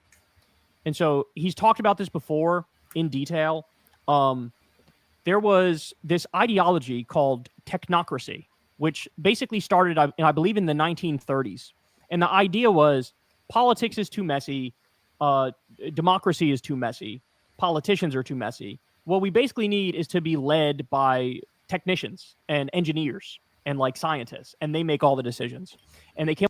Does it sound like us giving over everything to Elon Musk, somebody who wants to implant chips in our heads that are believing that technology can make us a better people and improve upon our humanness? Technology. Let's continue. They came up with this idea called the Technate of America. And the Technate of America, ready for this? This is the scary part. The Technate of America stretches from Greenland down through Canada, down through the US, and it goes all the way to, I believe, Colombia. Almost all of those places Trump has been warmongering with. Panama, Greenland, Canada. So it looks like he actually is laying the groundwork to try to create the Technate of America. Now, to make it even scarier, you have the grandfather of Elon Musk was a Nazi. He was interested in and believed in the Technate of America, right? And it looks like it may have been the case. Elon was named after some character in some Nazi sci-fi book named Elon, right? And it looks like he may have learned either from his dad or his grandfather about this idea, which that guy deeply believed in, creating the Technate of America. And now, of course, he's the shadow president and the co-president. And it looks like they're laying the groundwork to try to create the Technate of America. Jesus Christ. All right, we're not done. Ready? Trump has effectively decapitated the military leadership, including replacing the chairman of the Joint Chiefs of Staff, a 4-star general who is black with a 3-star MAGA TV personality with the nickname Raisin Cane. Trump fired all the JAGs, the people responsible for ensuring that the military stayed within the law, and has Hegseth running around doing things like canceling the plane that dropped the atomic bomb on Hiroshima because it's called the Enola Gay. As Mike Flynn pointed out on December 17, 2020, martial law is a tactic well within their consideration. The Insurrection Act was repeatedly invoked in the lead up to January 6th as a potential way to prevent the peaceful transfer of power. Trump's And let's not forget that Project 2025 also has in that secret tape that I played for you guys, they admitted that Project 2025, the thing that they wanted to use during George Floyd, because that was not about George Floyd, according to them, that was about uprising against 45, 47 presidency. Remember they put it that way, that it was not about George Floyd. So we have he said that they have detailed they have detailed what he could say to courts, and it will surely be approved that he could put military people on the street. And we gave him a path in which to follow to do that. And the military people could then quell the protesters. So now that's protesters. So I want to play something else.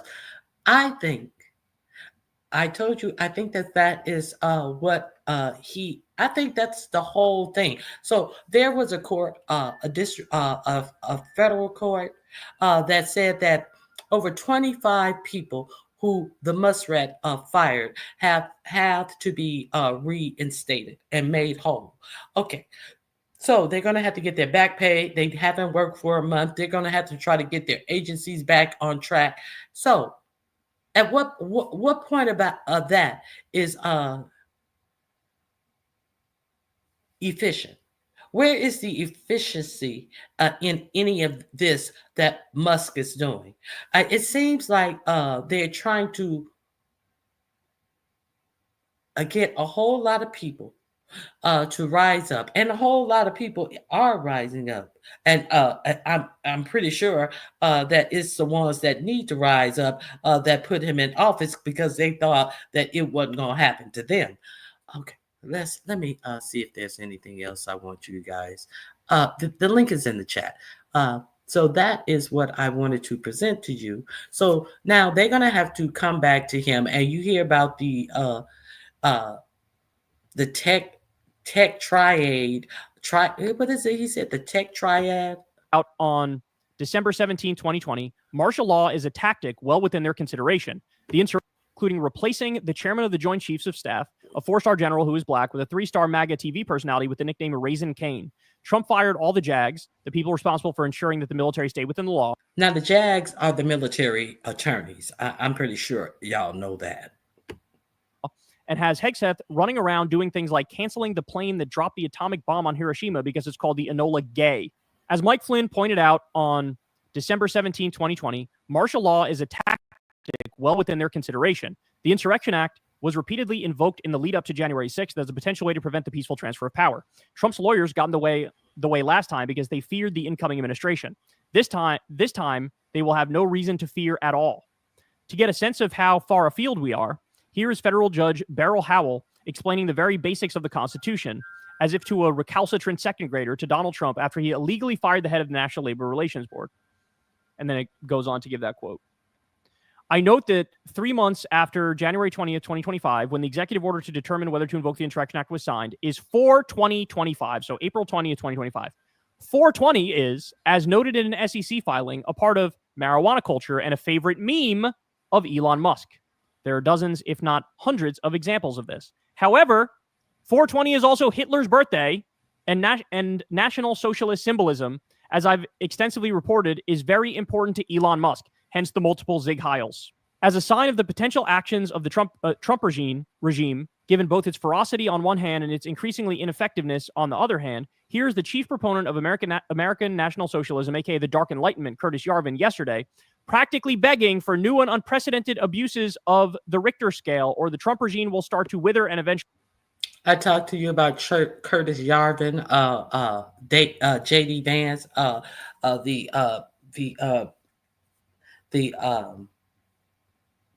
overt racist, who I played you a clip of him being interviewed by, I think it was the New York Times, and he said that Americans should get used to the word dictator, because that's how good corporations are run. So we need to think of ourselves as a corporation and the dictator as a CEO, and we need to get comfortable with that. And in an interview I showed you with J.D. Vance, he quoted Yarvin. He spoke about Yarvin's book that influenced his thinking. And one of the questions he was asked, I played that for you guys, if you guys have been around.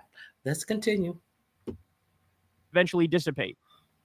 And there you have his quote. If anyone thinks this regime would not consider invoking martial law on Hitler's birthday, you really got to reframe your thinking. The Nazis snuck in the back door and took over.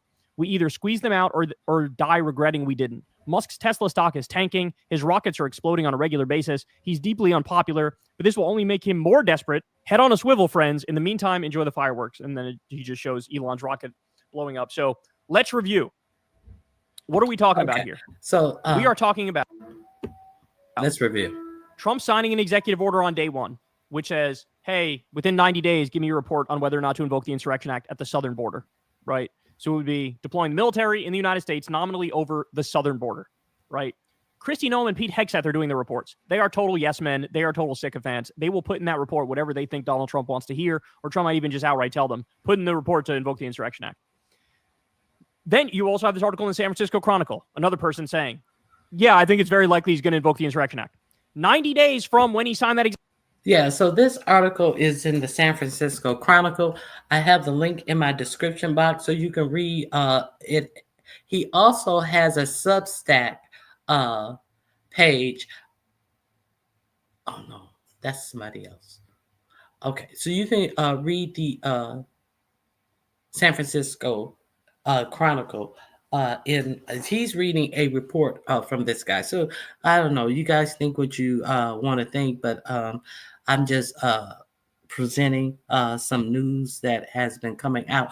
Now, I want to share with you this. We know that summertime is a great time to be out of doors. So with all of this stuff going on, I think that we're going to see some people hitting the streets. People are hitting the streets right now. And, the palm-colored people are really, really angry. So let me see if you guys agree, or have you heard, or do you agree or disagree with this? He was a former Republican, but what happens to America? Should we be worried about political violence, civil war even? Hell yes. And I think when it warms up, I think this summer is going to be violent. I think Americans are going to take to the streets. There's part of me that believes Trump wants Americans to take to the streets because Trump wants to use the military. Mehdi Hasan had an interesting conversation and debate with never Trumper, former Republican Joe Walsh. There are things in this interview that I disagree with Joe Walsh about. There are things that I agree with him on. So I think this is a really interesting conversation. Let's check this out together. Former Republican Congressman Joe Walsh was once a proud ally of the right-wing Tea Party. He hated Barack Obama, obsessed over radical Islam, and endorsed Donald Trump in 2016. He's since become a never-Trump Republican, regretted a lot of his old offensive comments, and even voted for Joe Biden. He and I had many conversations when I was at MSNBC and agreed on a lot about the threat posed by Trump and MAGA. Joe Walsh, who now writes The Social Contract on Substack, joins me now. Thank you, Joe, for coming on Mehdi Unfiltered. Good to be with you, my friend. Good to be with you in person here in DC. Yeah. We spoke many years remotely when I was at MSNBC. We're now back into a second Trump term. We are over 5 weeks into a second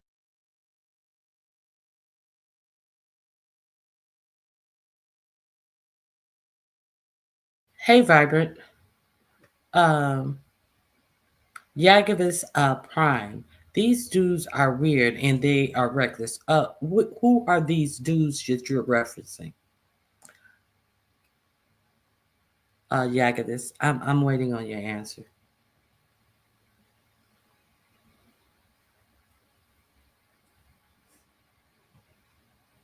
Is Yagavis still in the room?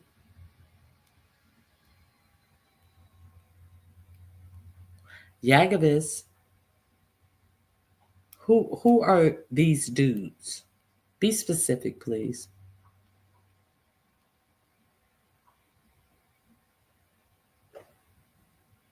Hold on.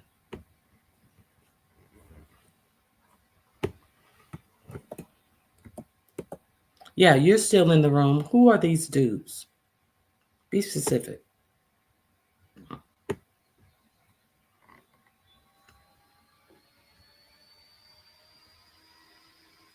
Okay, nothing. Okay.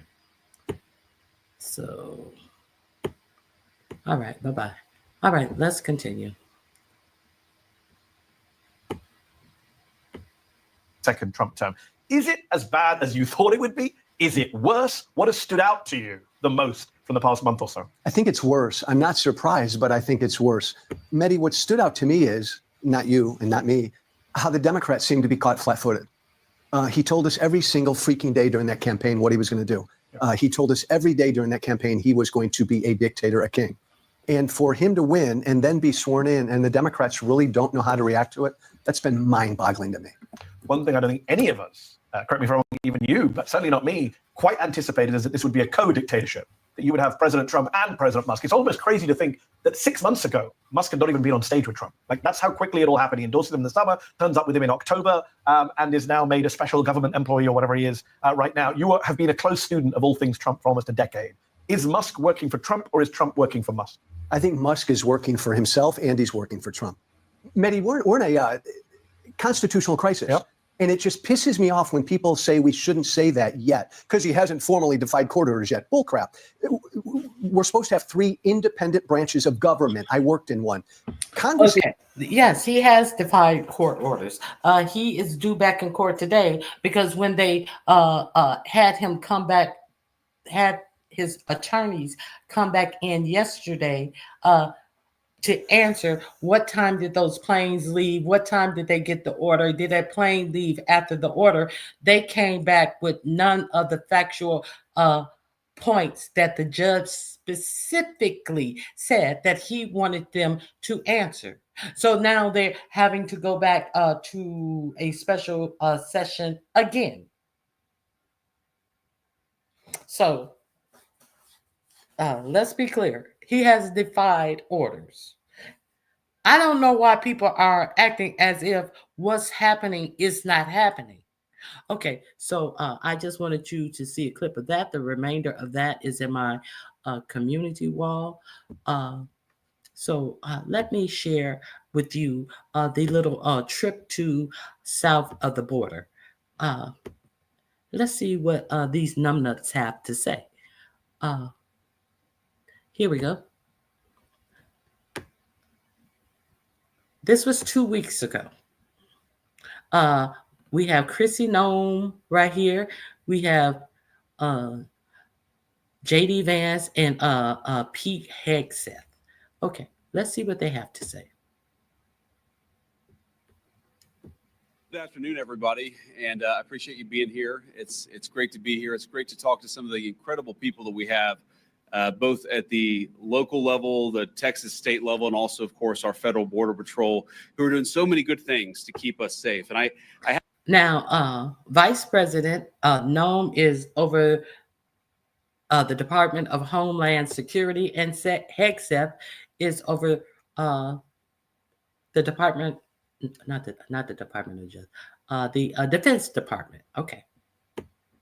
I have some bad news and some good news. And the bad news is that because of what Joe Biden did at the southern border for 4 years, we had record increases in migrant crime, in fentanyl deaths, and in just floods and floods of people who shouldn't be in our country who came into the United States of America. We also have a number of ways in which the cartels became more advanced, better warfare. Okay, so it's real easy to say that we had record this and we had record that. It's easy to say that. We can say what we can say. Who was the president prior to? Prior to Biden. We can say, we can be specific. Under 45, 47's first a term in office, we had X amount of crime. We had X amount of this crime, that crime, the other crime. And then under Biden, it increased to all times high of X amount of numbers for X crime, Y crime, Z crime. But no, it's just simpler to lie. Let's continue. War fighters because Joe Biden opened up the American southern border and allowed the cartels to turn it into their playground. Now that's the bad news. The good came into the United States of America. We also have a number of ways in which the cartels became more advanced, better war fighters because Joe Biden opened up the American southern border and allowed the cartels to turn it into their playground. Now that's the bad news. Wait a minute. So now we're using the word war. Who introduced the word war? Now he's introducing that the cartel have become better war fighters. I don't know what war any cartels are fighting, but I do know that you guys have been tasked to put our soldiers on the ground.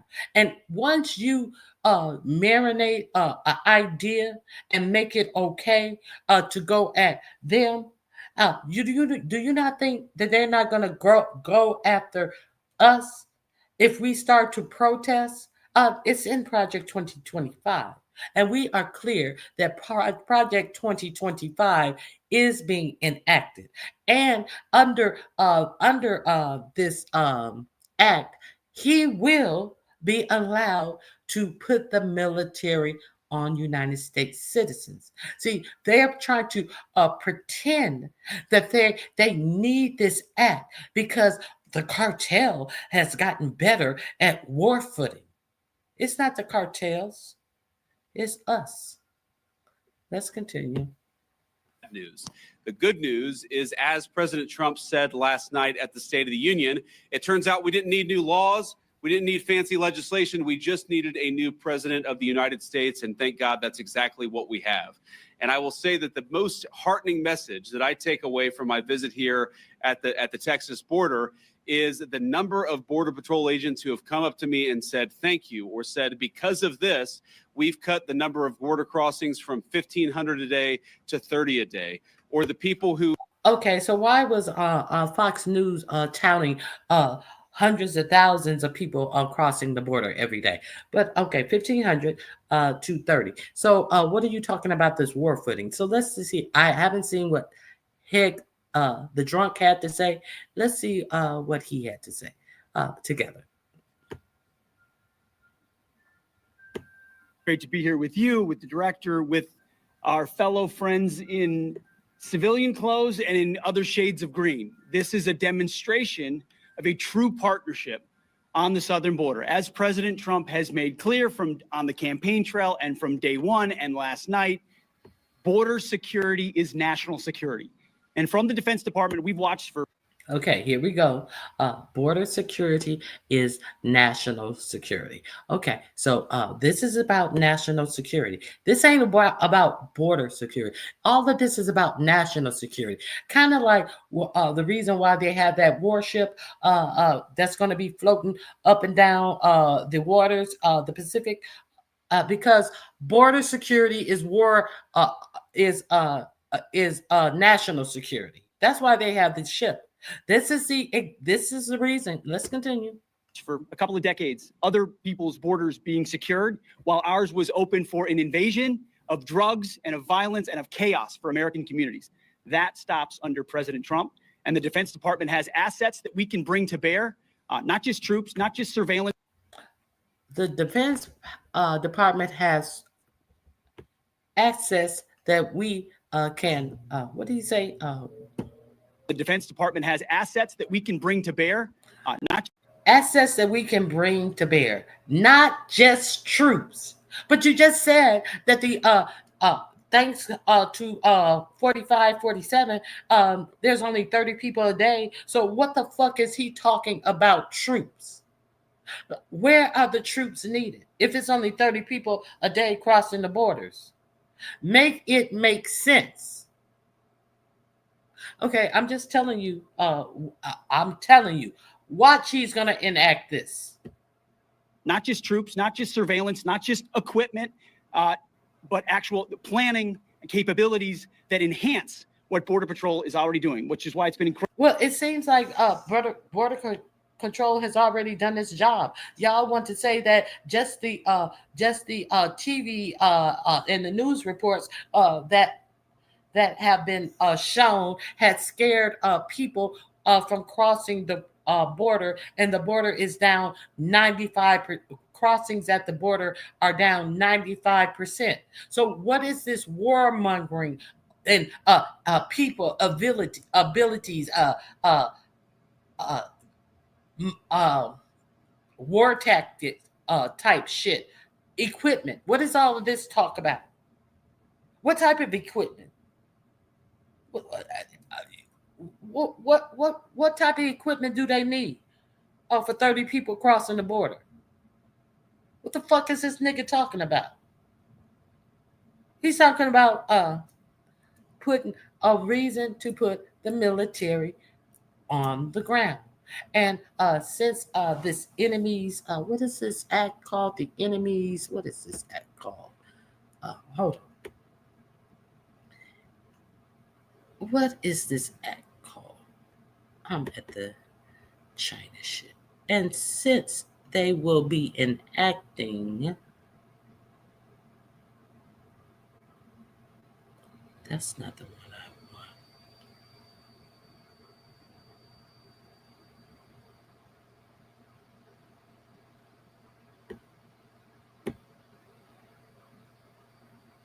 That's not the one I want. Where is the one I want? I want to get this right. Oh, here it is. Since they will be acting the Alien Enemies Act,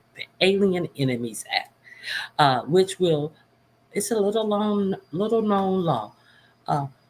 And the reason why they want to enact it, because it will complete their ability to continue. Remember, there's a 180-day playbook. And included in that playbook is the United States being under martial law. And included in that playbook is our own military being turned against us to quell protests. This is in Project 2025. So if there are some protests that come up and come about, and they want them to tell them if they need to enact this Alien Enemy Act within 90 days. On his first day, he said, I'm going to give you 90 days to tell me what I need to do, including if I need to do this specifically. He said that to these motherfuckers. I just showed you Hegseth did not say he would not do whatever he was told to do. I just played for you that Hegseth don't give a fuck about the way he waged war. Hegseth, he said that the military needs their hands to be untied so they can fight the fight like they want to fight the fight.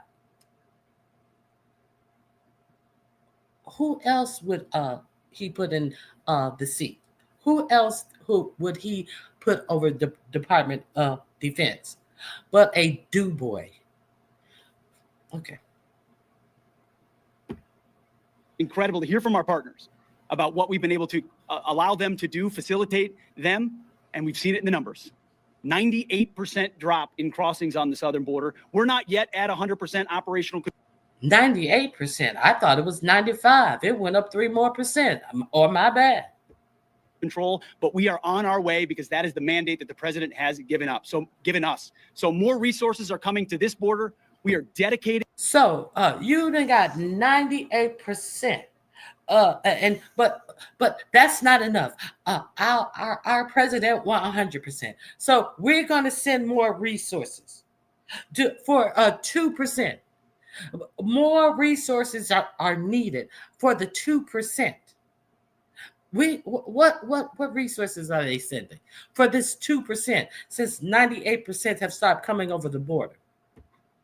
Dedicated to securing it. That's the reason for our trip and our partnership. And I want to thank all the men and women who've been doing it recently in uniform, who have been doing it a long time, right here, have dedicated their lives to securing the American people. And at the Defense Department, we are committed to continuing to being a big part of it. So, Mr. Vice President, thanks for having us. So they've been committed to securing the American people. But you just said 3 months ago under Biden, the borders was wide open. So what type of commitment have they had committed their lives to? It's either one or the other. It cannot be both. Who's been in the uniform a long time? It cannot be both. Okay, so the link is in the description box. I'm just letting you know about the setup. Okay, so let's go. Okay.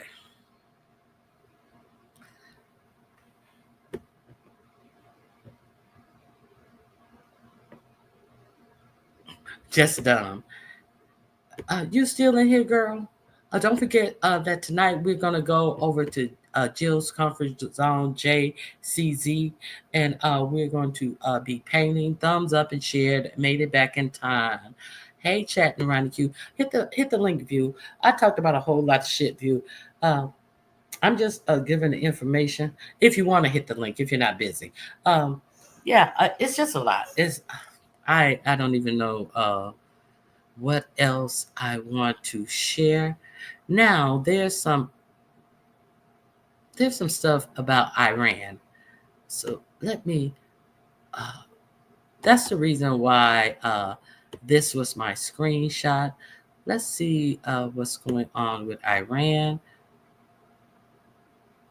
Sitcom forces launch a large-scale operation against Iran-backed Houthis in Yemen. So there is speculation. There is a report out.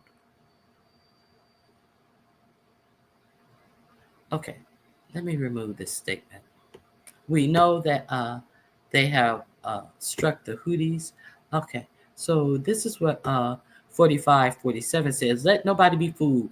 The hundreds of attacks being made by Houthi, the sinister mobsters and thugs based in Yemen, who are hated by the Yemeni people, all emanate from and are created by Iran.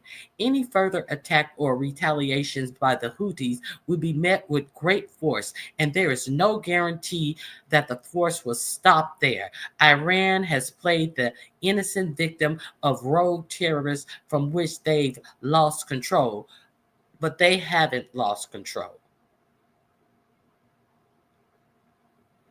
Oh, so they're playing the innocent victim of rogue terrorists from which they've lost control. They're just playing that they've lost control, but they haven't lost control. That didn't make sense to me when.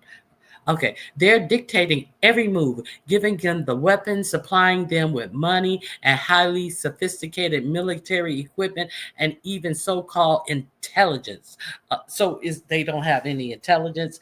You love to try to say that people are unintelligent so much that you said their intelligence is so-called intelligence. So if it's just so-called intelligence, they shouldn't be having any success in anything they're doing with these sophisticated military equipment. But I digress. Every shot fired by the Houthis will be looked upon from this point forward as being a shot fired from the weapons and leadership of Iran. And Iran will be held responsible and suffer the consequences, and those consequences will be dire.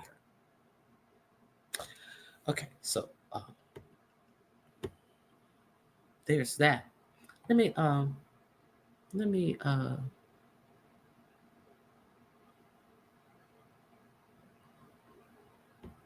me show you this report as well. I'm just going to show you. It's in the description box. please feel free to go check it out about this Iran situation. Okay. It is not a, it's a link to some articles. Okay. Where is it? Tells of a phone call.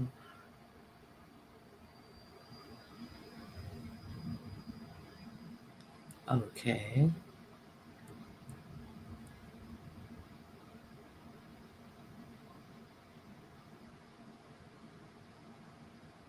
Oh my goodness. I think I forgot to put it in here. Oh well. Maybe on Monday.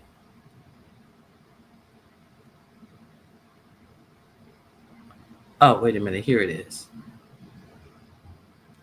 Okay. Let me share this with you. Now, this is what I got this from TYT. Let me remove this banner.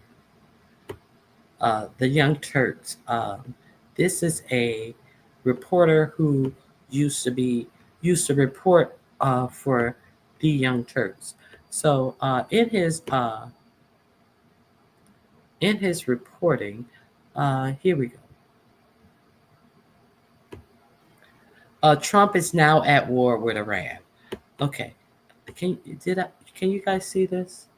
Oh, can I see this? Let me blow this up a little bit. You can take it for what it's worth. This is by Ken Klippenstein.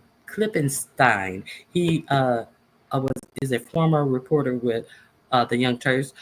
Without the American press even noticing, Donald Trump has started a war with Iran. On February 28th, the U.S. military announced that two B-52 heavy bombers flying from an undisclosed location in the Middle East, which I can report is the country of Qatar, dropped bombs on another undisclosed location, Iraq.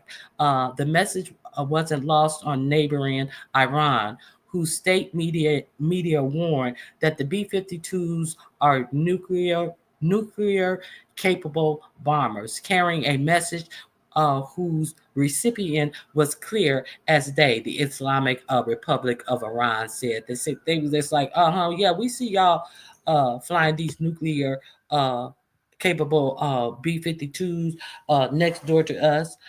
This is video, the February 28 B-52 exercise. Let's watch.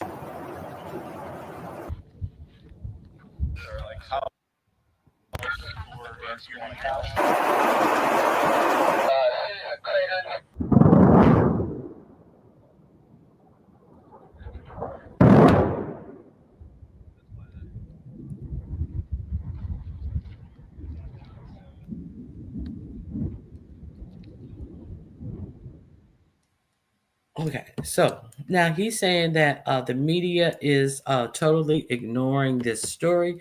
What else he say?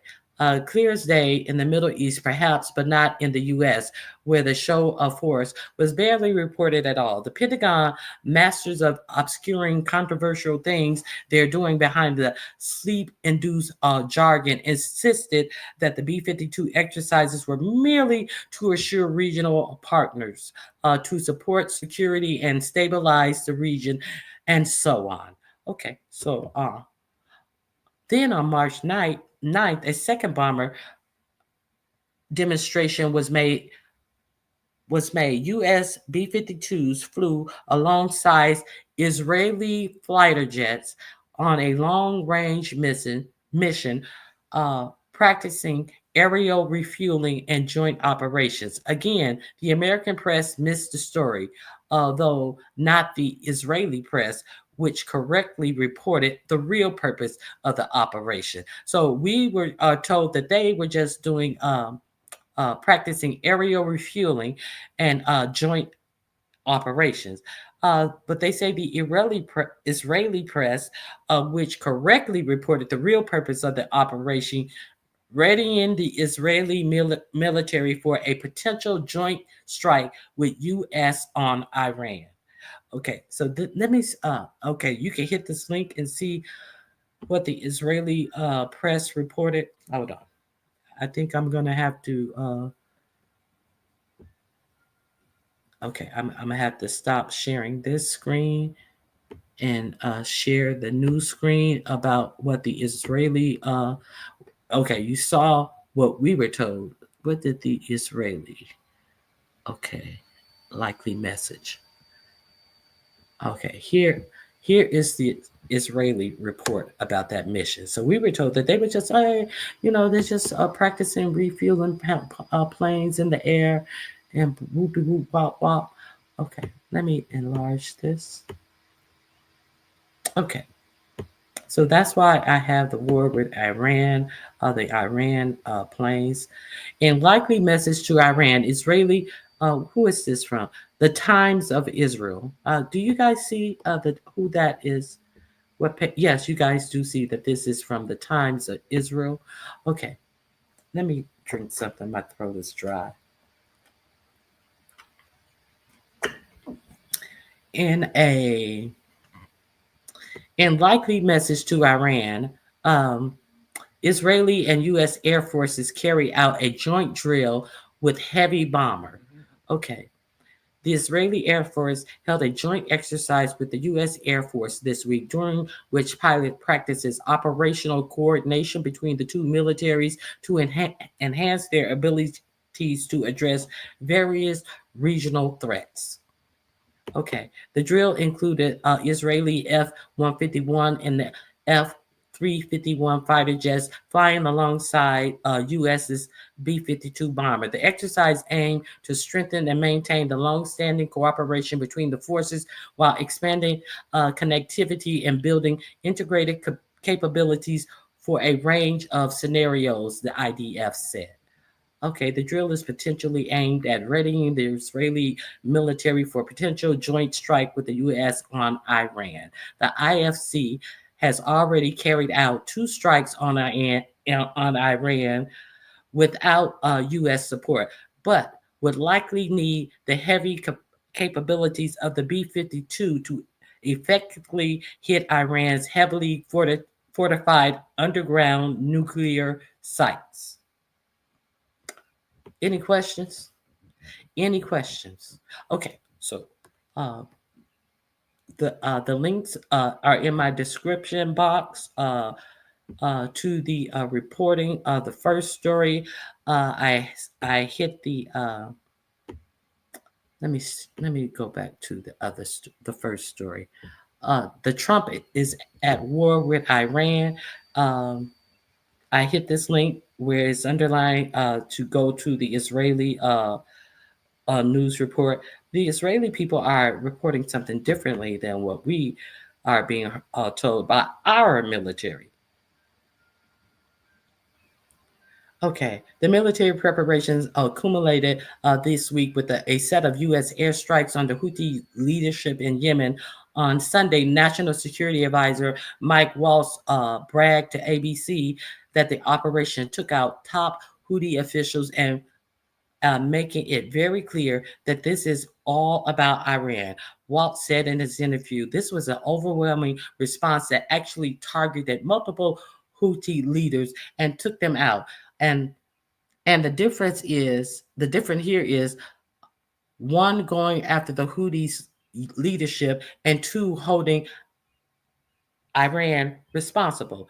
At that point, I thought that the news media would finally get the message, but the coverage instead adhered to the sterile language of the Pentagon, framing the strikes as focus on logistical targets and mere containment of the Biden administration's small-born strategy of degrading Houthi capabilities. A representative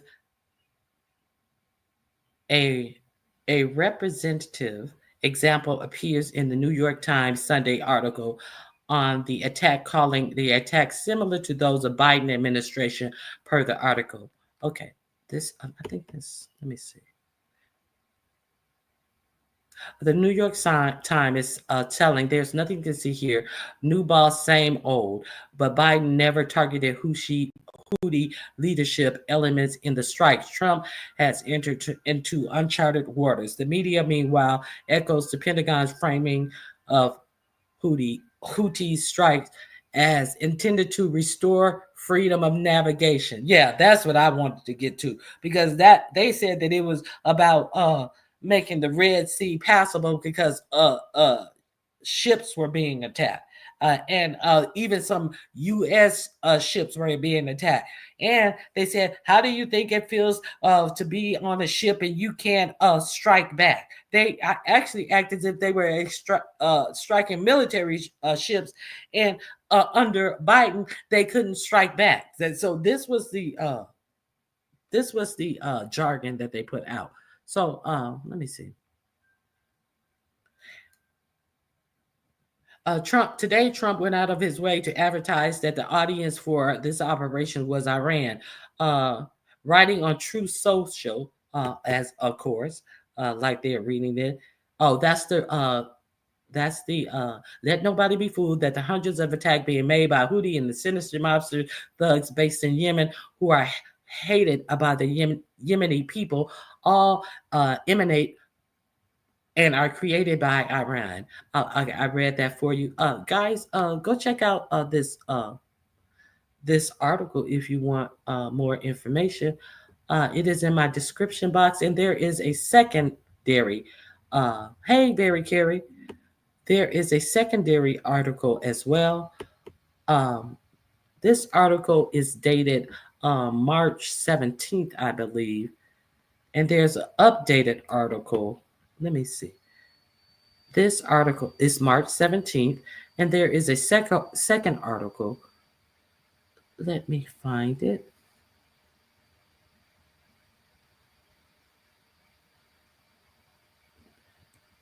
Here we go. Okay. I want to share this with you. That's why I had the planes on my so we're talking about a whole lot of war shit. And isn't it ironic that 4547 said that Zelensky was going to start World War III? Isn't that ironic? I don't know. I'm just giving you information that I ran across. Take it for what it's worth. I have the links there. Go check out the links. Let me make sure this is sharing. Okay, it is sharing. Okay, let's check this one out.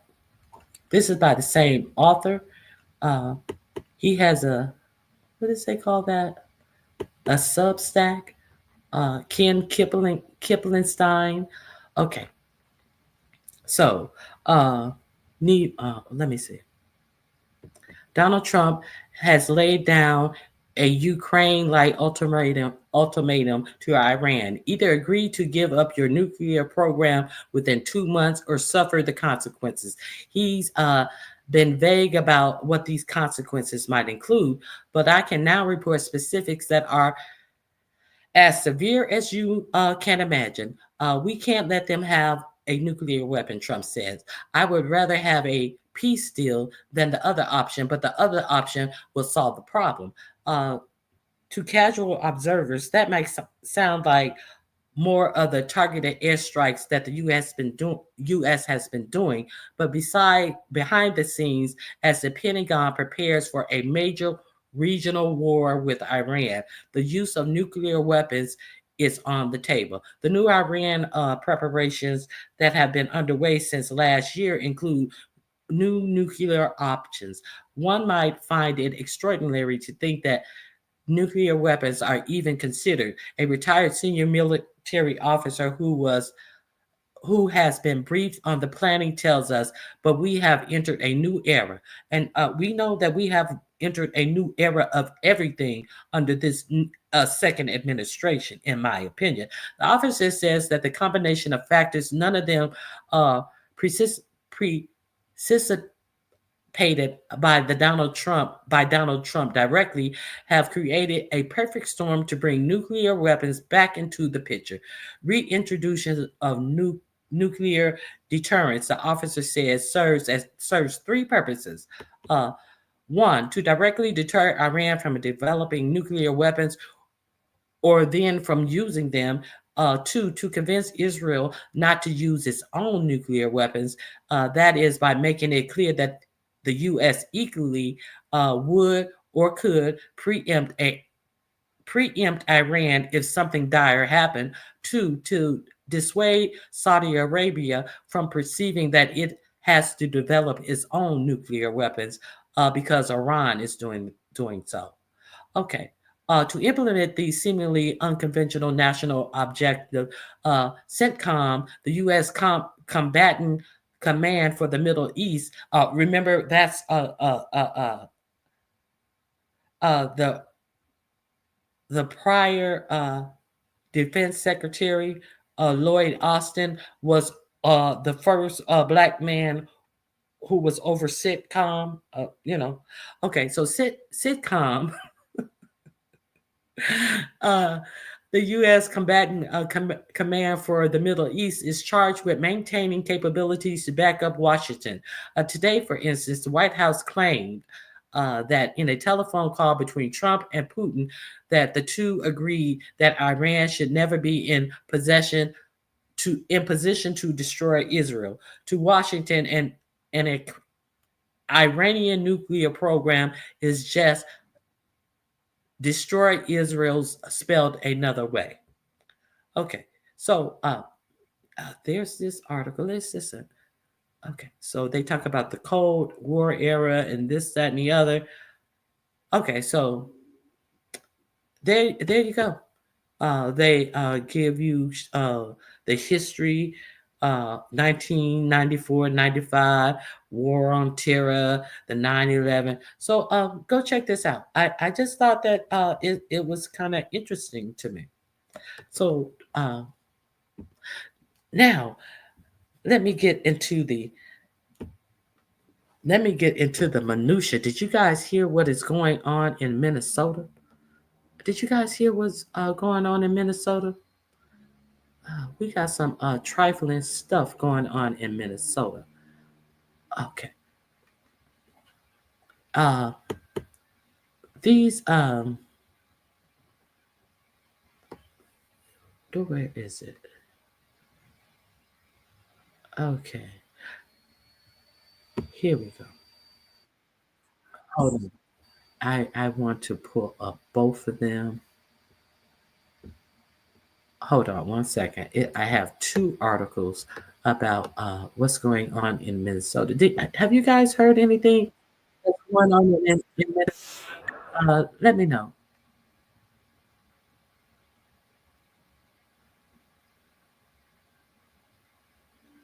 I suppose a lovely one, you must have your hands on the wrong place on the keyboard. I'm not sure what you're saying, lovely one. Okay, let's talk about Minnesota. I have two things that I want you to see about Minnesota. Okay, so let me share my screen. Did you guys hear about this? This is a hardcore MAGA state senator. A hardcore MAGA state senator. Have you guys heard about anything about him? Let's see. Of State Senator Justin Eichorn from Grand Rapids. He resigned today after being arrested this week for allegedly soliciting an underage girl for prostitution in Bloomington. And tonight we have team coverage as we track the fallout. Alex Jokic has reaction from Eichorn's constituents.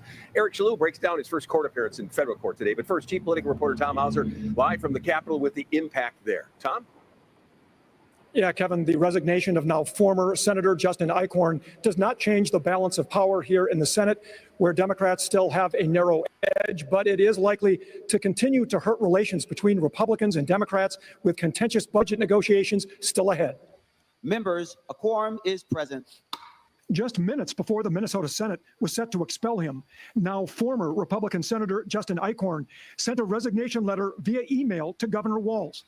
It was read aloud by the Senate clerk just after the floor session began. Governor Walz, I am resigning my seat in the Minnesota Senate for District 6 effective immediately. I must focus on personal matters at this time. It has been an honor to serve in the Minnesota Senate. Sincerely, Justin Eichhorn. Justin Eichhorn resigned from a jail cell where he's being held on federal charges of coercion and enticement of a minor. It is a sudden fall for a senator serving his third term from the Grand Rapids area. To give you an idea of how quickly things moved, Eichhorn's nameplate was still on his desk and the voting board minutes before the session started, but removed by the time the gavel dropped. I have not been able to speak with Senator Eichhorn, or former Senator Eichhorn. Republican Senate Leader Mark Johnson says he's proud his caucus made swift decisions to seek Eichhorn's resignation or expulsion without wavering. We want to take care of this quickly and be done with this, do the right thing as a caucus, and I'm very proud of our caucus for being very together on this one, unanimous on the decisions that were made throughout. DFL Majority Leader Aaron Murphy tried to frame a conciliatory response with Republicans. I am grateful that Mr. Eichhorn chose to resign. We were prepared to join our colleagues and expel him today to make sure that this public place is safe. Then seconds later, DFL Senator Aaron May Quaid blamed Republican leaders for Eichhorn's behavior. So you are indicting all Republicans for this type of behavior? That seems like a stretch. So what I'm asking for is a real deep, hard look at the problems that exist at the Republican leadership level that make people feel like this is okay. And to be clear, no Republicans here in the state Senate said that Eichhorn's behavior was okay. May Quaid points to President Trump. But your leadership kind of says it's okay when they say that those MMA fighters who were up on charges in, oh my God, Romania, the Tate brothers should come back when they were up on trafficking and grape charges. And since there's 45, 47 sycophants, they got a private jet home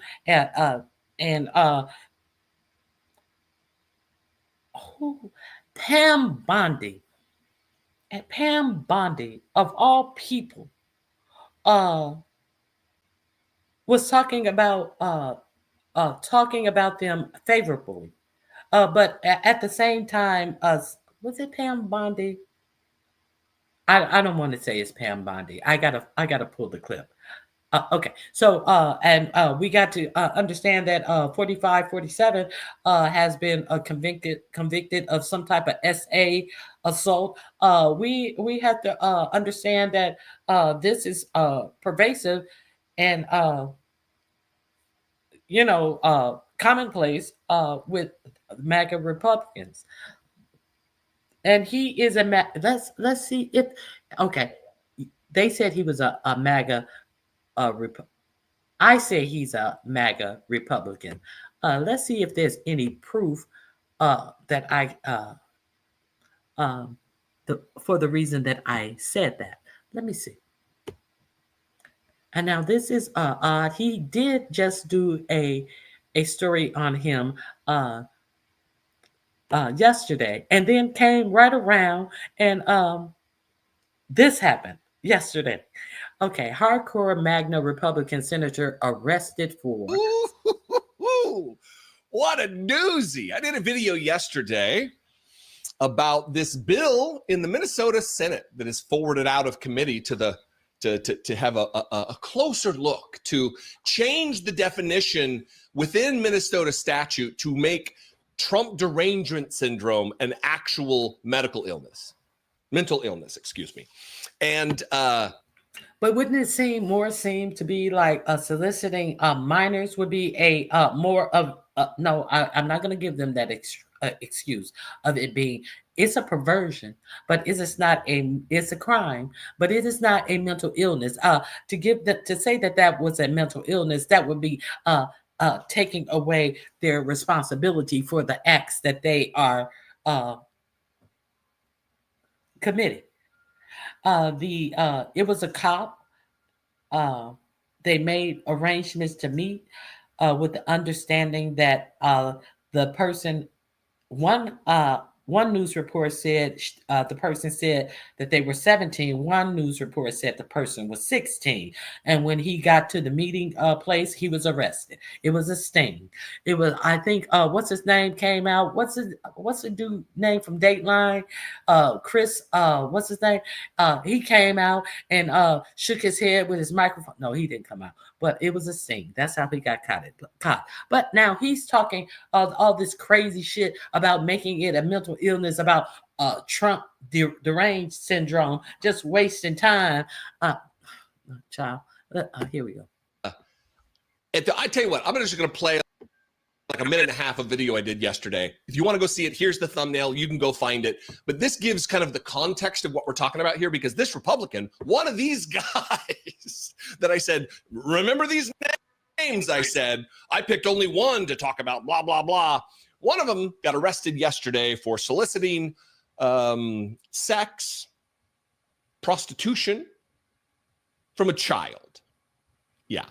The guy who is setting his attention to Trump derangement syndrome and the mental illness of liberals got arrested hours, maybe minutes after my video posted yesterday about this. Watch this from yesterday.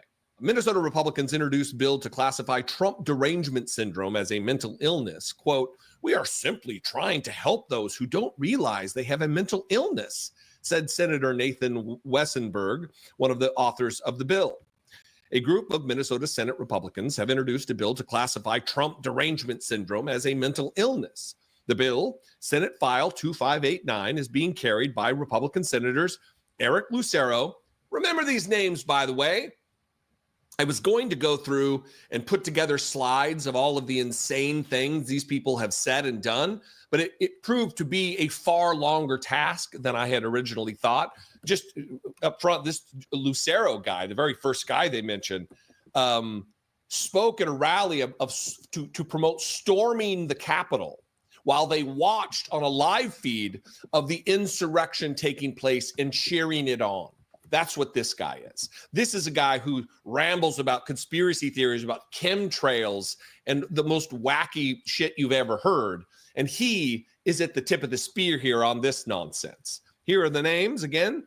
Senators Eric Lucero, all Republicans, by the way, Steve Drazkowski, Nathan Wesenberg, you just heard about, Justin Eichhorn, and Glenn Gruenhagen. Is that how to say it? Yeah. Justin Eichhorn. Justin Eichhorn. That's the name that you should remember, because this happened yesterday.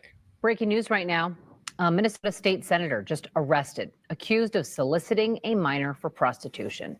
40-year-old Senator Justin Eichhorn is a Republican representing Grand Rapids. Bloomington police say that detectives posed as a 16-year-old girl and arranged to meet with him in Bloomington. Well, he was arrested after arriving in the area of the meeting spot. Eichhorn was booked into the Bloomington jail, charges pending now with the Hennepin County Attorney's Office. And the Bloomington Police Chief Booker Hodges is saying in a statement, quote, "As a 40-year-old man, if you come to the Orange Jumpsuit District looking to have sex with someone's child, you can expect that we're going to lock you up." We did reach out to the Senate Minority Leader, Mark Johnson. He told us he is just getting this information himself. He says he plans to have a full comment for us later in the day. Senate Majority Leader Erin Murphy releasing her own statement now, saying in part, the felony allegation against Senator Eichhorn is deeply disturbing and raises serious questions that will need to be answered by the court, as well as his caucus and constituents. These people, they talk about mental illness and ridding our society of save the children and the QAnon nonsense and the hypocrisy of everything they claim. And it extends to his campaign ads even. He appears in his campaign ads with his family. Oh, all my kids are all around me. These are the priorities, my family values, as he's trying to have sex with a child. Allegedly.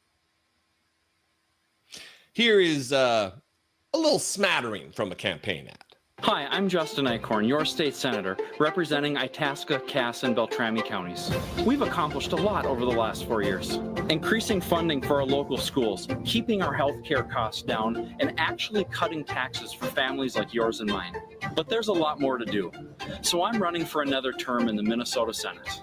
Every Sunday night during session, I say goodbye to my wife and kids and make the 3-hour trek to St. Paul to fight for our way of life, because day after day, it is under attack from Metro liberals.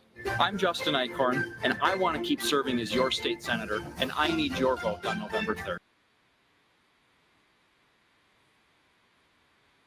Okay, so our way of life? No, that's not our way of life. That's your.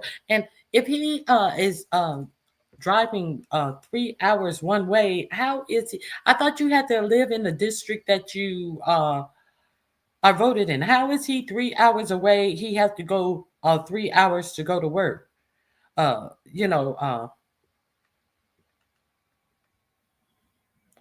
always got a bunch of kids. Interview them kids too. He's going to have a grand old time in prison. A edifying and conservative politician. Boy, bye. Viewers, if you don't worry about it, I was just messing with you. Nah, kids are under attack from your ass. Okay. Lovely one, I appreciate you. Thank you for helping me reach my goals. I definitely appreciate you. I just wasn't clear about what you were saying. Hey, D Love, grand rising to you as well. Okay, now I got something funny about money laundering that I ran across. Something interesting. I don't know if it's really funny, but no, I'm going to show you something different, and then I'll get to the money laundering. Here we go. All of these links are in my description box. Breaking news. Trump administration sent innocent people to El Salvador. I talked about that yesterday. They refused to say how they vetted, but they represented that these were all gangbangers, and the judge is wrong for wanting all these gangbangers to be on a street. And you guys want to? Okay, regarding these illegal flights that the Trump administration put Venezuelan refugees on to the El Salvador prison camp that I've been. Did I share my screen? Yes, I did. Okay. Losing my mind over on several videos and podcasts of late. And this one, I think Ben would have said I had steam blowing out of my ears yesterday. For this one, I'm a goddamn red fire hydrant, and there's just water blowing out of every orifice.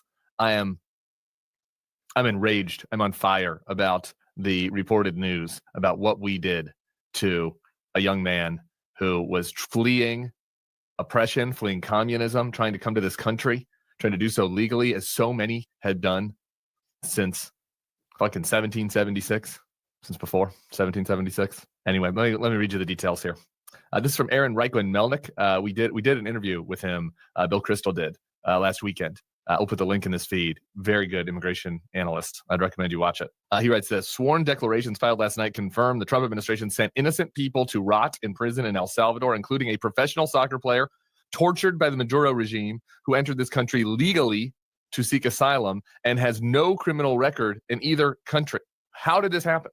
How did a fucking Venezuelan fleeing communism get put on a plane to El Salvador to go to that goddamn dystopia torture camp?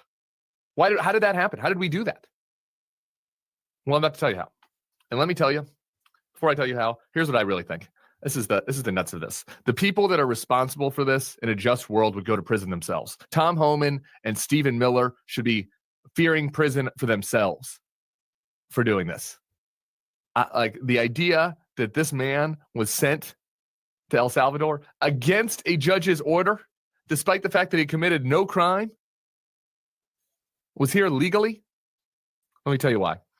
ICE policy says a person can be deemed a gang member if any ICE officer notes 2 gang membership identification criteria. In the case of Mr. Reyes Barrios, here were the 2.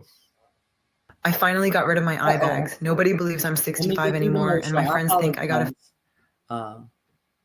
Okay. Let's talk about these tattoos. Oh. Hold on 1 second. This is the criteria that they will arrest you on. Did I put that up? I hope oh my God. I didn't put it up. I will get this as I, hold on 1 second.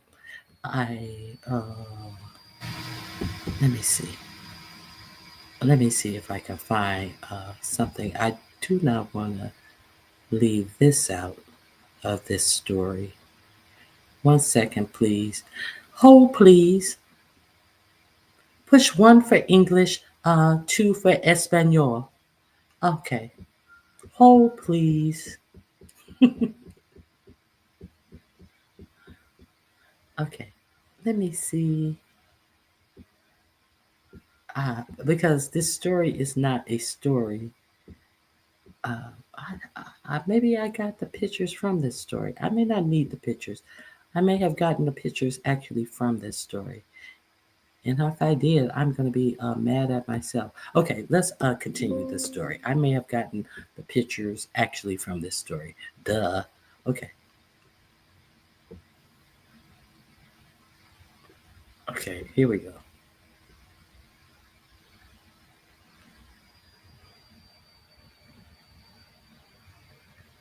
A picture of social media.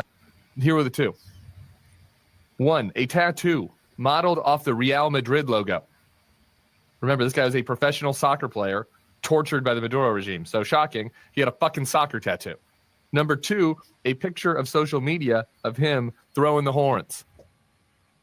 Is Ted Cruz going to prison now? Can we send Ted Cruz to El Salvador? Oh, yeah, I did. I don't know how many other Republicans graduated from Texas.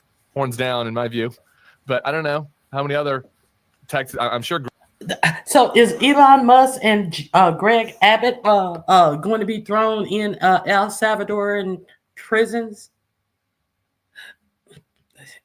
Ain't this some shit? Okay. So I thought that this was a wild story. This is one of 2 stories that I've heard about people who definitely, and I have not heard anything about them being sent home. Greg Abbott's thrown the fucking horns before. Can we send him to El Salvador to a prison camp? That is it? A Real Madrid tattoo and a picture? Hook 'em horns? Okay. So abuse. What is it? Fraud, abuse.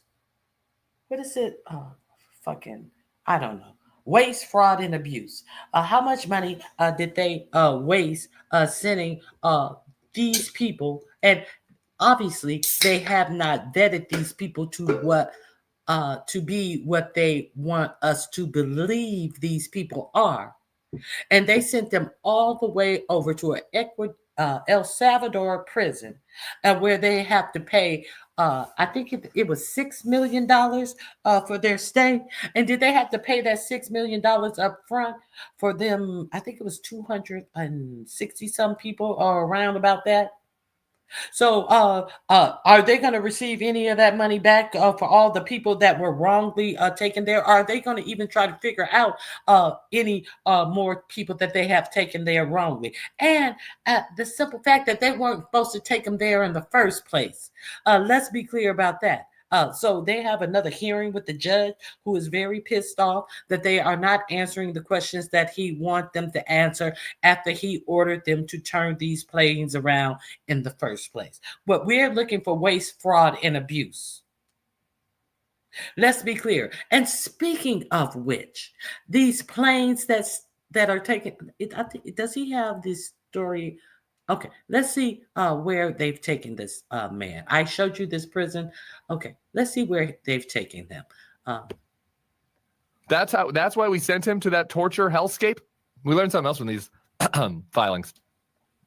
But the timing for this, the president did the declaration of the Alien Enemies Act of 1796 or whatever it is, 1798, that resulted in the expulsion of these young men.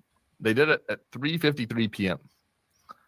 Last week. The first flight to El Salvador then left at 5:26 p.m. So there were 90 minutes, essentially, between when the Alien Enemies Act was signed and when we put people with no due process on a flight. Now, how come he can give the response that the lawyers can't give? The lawyer asks, "Thank you, Truth and Reason. Thank you, Views of You. I am going to need that jail money. Use this for my ticket to Belize, and I've got some bail money coming." Now, why is it that he can give the time frame of what time these planes took off in reference to what time this attorney got the verbal notice? And let's realize that the written notice was 45 minutes later before the third plane took off. So there is absolutely no excuse. That's why they refuse to give them the times. And they try to hang it on, well, you gave a verbal order, but we were waiting on the written order. You got the order verbally to turn a plane around. You should have been running to get out of the courtroom to call them motherfuckers and tell them to turn the plane around. But that don't excuse why you even the third plane hadn't even left the ground after the written order. Child Ronnie Q gonna be in Belize by herself. I'm so alone. I'm be singing I'm so alone. Okay, so let me I think he I want to see this time frame. He has the time frame right here. I was half paying attention. I was trying to pull up my next thing. Why he got the time frame and the lawyers who's arguing this case can't. These young men, they did it at 3:53 p.m. Last week. The first flight to El Salvador then left at 5:26 p.m. So there were 90 minutes, essentially, between when the Alien Enemies Act was signed and when we put people with no due process on a flight to one of the most horrific prisons I've ever seen in a foreign country. They had their fucking hair buzzed, put into shackles, put down by like this evil RoboCop looking man, their head down. That's stuff we saw. It's stuff they're showing us. You know, there's a CNN report on this that when the mother of this man saw the picture of him with the shaved head, she started wailing and screaming. Rightfully, how could they do this? This person fled torture to come to freedom. Now here we are torturing him. We're no different than Venezuela. What our government is doing is the same as what Maduro did. This is not acceptable. This is not acceptable. There should be justice for this man. Where are the politicians on this? I'll start with the Republicans. There was a tweet I posted from earlier from Jason Miller, one of Trump's top advisors, and Marco Rubio for 2019, where they were calling for temporary protected status for Venezuelans fleeing communism. And here they are now, these same people, 5 years later, taking the Venezuelans fleeing communism and sending them off to El Salvador without giving them a chance to even defend themselves, impugning them, smearing them, calling them gang members. Where are you, Marco Rubio? You should be fucking indicted over this, right? Over the attack on the rights of this young man. Like, where are you, Jason Miller? Where are you? Any of the Republicans on the Hill? Lindsey Graham used to be for immigration reform. Everybody's silent. And on the Democrats, there have been Democrats that have criticized this, but you've seen several Democrats talk about how they got to choose their battles, and defending gang members isn't the best battle, and immigration isn't the best place to fight, and Trump has a mandate on immigration, and blah blah blah blah blah. He's absolutely right. Every fight is a fight to fight. I mean, how many elected Democrats official do we have up there? And you motherfuckers are thinking the 10 of you dumb motherfuckers. I think Chuck Schumer must have a touch of the dementia because 10 of you motherfuckers thought that you could negotiate if you voted yes on this continuing resolution, which is not, in fact, a continuing resolution, because if it was a continuing resolution, there would have been no changes in it. But you guys just went along and voted for this that had all of these changes in it. I tell you, we definitely need some fight. Now, speaking of these, that link is in my description box. Please avail yourself to it. I just wanted you guys to know about the innocence. Now, speaking about these companies that are flying, now they took it from the military. Remember, they were spending in excess of hundreds of thousands of dollars to take double digit, or well, no, it was 120 on one plane. I think it was 120 on one plane and 60 on the other, and they used two military aircrafts.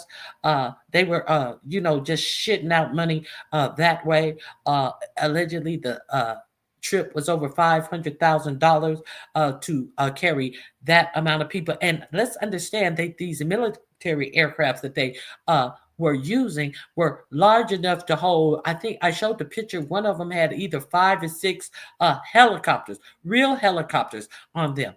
These were huge planes. So now let's see, since they got embarrassed about using those aircraft, now let's see, are they, now they, of course they have private contractors. Why do they need private contractors to take these people anywhere when they have airlines? It said that like the 160 people that they sent to, I think it was, I can't remember where it's from. I think it was for Colombia, and they estimated if they had taken them on a regular air carrier, it would have been $43,000, and they paid over $500,000. But they talking about they looking for waste, fraud, and abuse in the Social Securities, and lying that these there are people 150, 200, 300 years old still getting a disability check, but ain't never Social Security check, but ain't never showed you one proof of one person that they are alleged with a nothing. Okay, so now the company making money off of deportation flights. I want to share this with you. Let me shut up. I know y'all wish I would. Yeah, they're a money-making scheme. Look at this chart. A private Trump's deportation flights. Yeah, they're a money-making scheme. Look at this chart. A private charter plane company is getting paid hundreds of millions of dollars for administering deportation flights for ICE. That's a $128 million contract. A $359 million contract, a $283 million contract. And that's just what's included in my screenshot. Meet CSI Aviation, a charter plane company that primarily advertises itself as a provider of medical flight services. It's also one of ICE's top air contractors. ICE doesn't have any of its own planes, so it relies on private companies as well as the military to facilitate deportation flights. In April 2024, CSI Aviation was awarded a $359 million contract by the Department of Homeland Security. There were 1,500 deportation flights in 2024. Over 100 commercial deportation flights were conducted this February. In March, CSI Aviation was awarded another $128 million contract. Now, look at this other chart. Here we can see hundreds of thousands of dollars straight from the coffers of CSI Aviation to the Trump campaign and the Republican Party. In October 2024, a Trump rally was held at a CSI Aviation hangar in Albuquerque, New Mexico. The Trump administration famously campaigned on increasing deportations, an effort that could cost about $1 trillion and bring in a lot of money for private companies like CSI Aviation. Infamously, the CEO of CoreCivic, another ICE contractor, said that this was one of the most exciting periods of his career. ICE is a money laundering front. a tragic, tragic money laundering front. Okay, that's her. He's handed the I don't know where she found this information. I'm just sharing information. I think let me see. I think she was on the Midas Touch. That's why I actually used it because I just don't go around just sharing everything that I find. I think that was on the Midas Touch. The link is in the description box. Hey, Riot Girl, Trump is using the same playbook from Bush Jr. Remember? Yes, I remember they were. I talked, girl. If you haven't, if you haven't watched, I was talking about Hegseth and Guantanamo and the pardons that were given by 45, 47 in his first administration at the behest of Pete Hegseth. I've been talking about a lot. I've been talking about wars and rumors of war. You know, like your mama, your grandmama said that was written in the Bible. There would be wars. I tell you, there gonna be wars and rumors of wars in the last day. And God said that I don't know what God said. Look at me. I was trying to lie. I can't remember what God said, but God said that the people will rise up as I don't know what God said. Let me quit lying. Okay, let me show one more thing before I go. I have a lot of stuff still on here. I got started late, and I thank you all for helping me reach my goals.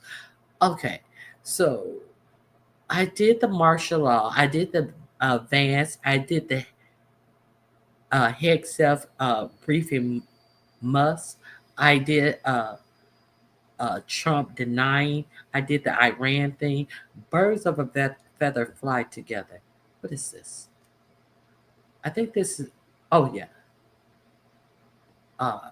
That's the Times of Israel story I shared with you. Okay, let me see what else.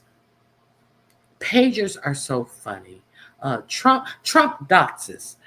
Did you guys know that Trump doxed some people, some high level people as well?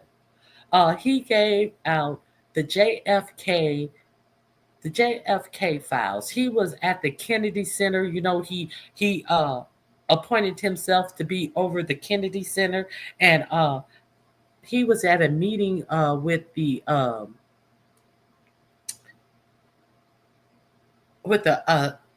don't know, not the committee. He was at a Kennedy Center event meeting with what do you call them? Not the staff, the board.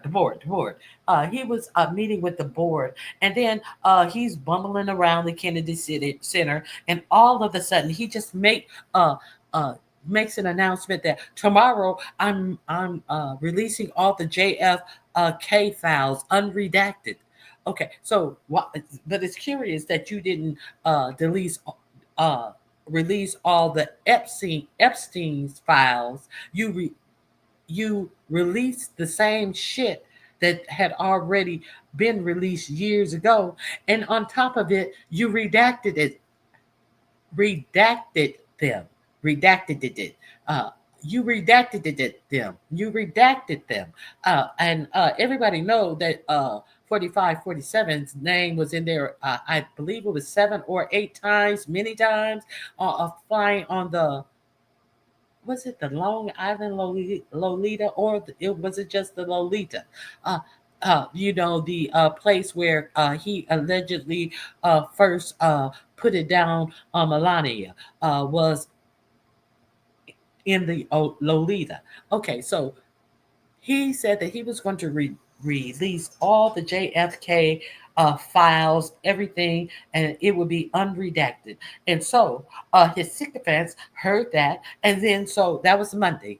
And then on Tuesday, his sycophants just released all of the JFK files unredacted.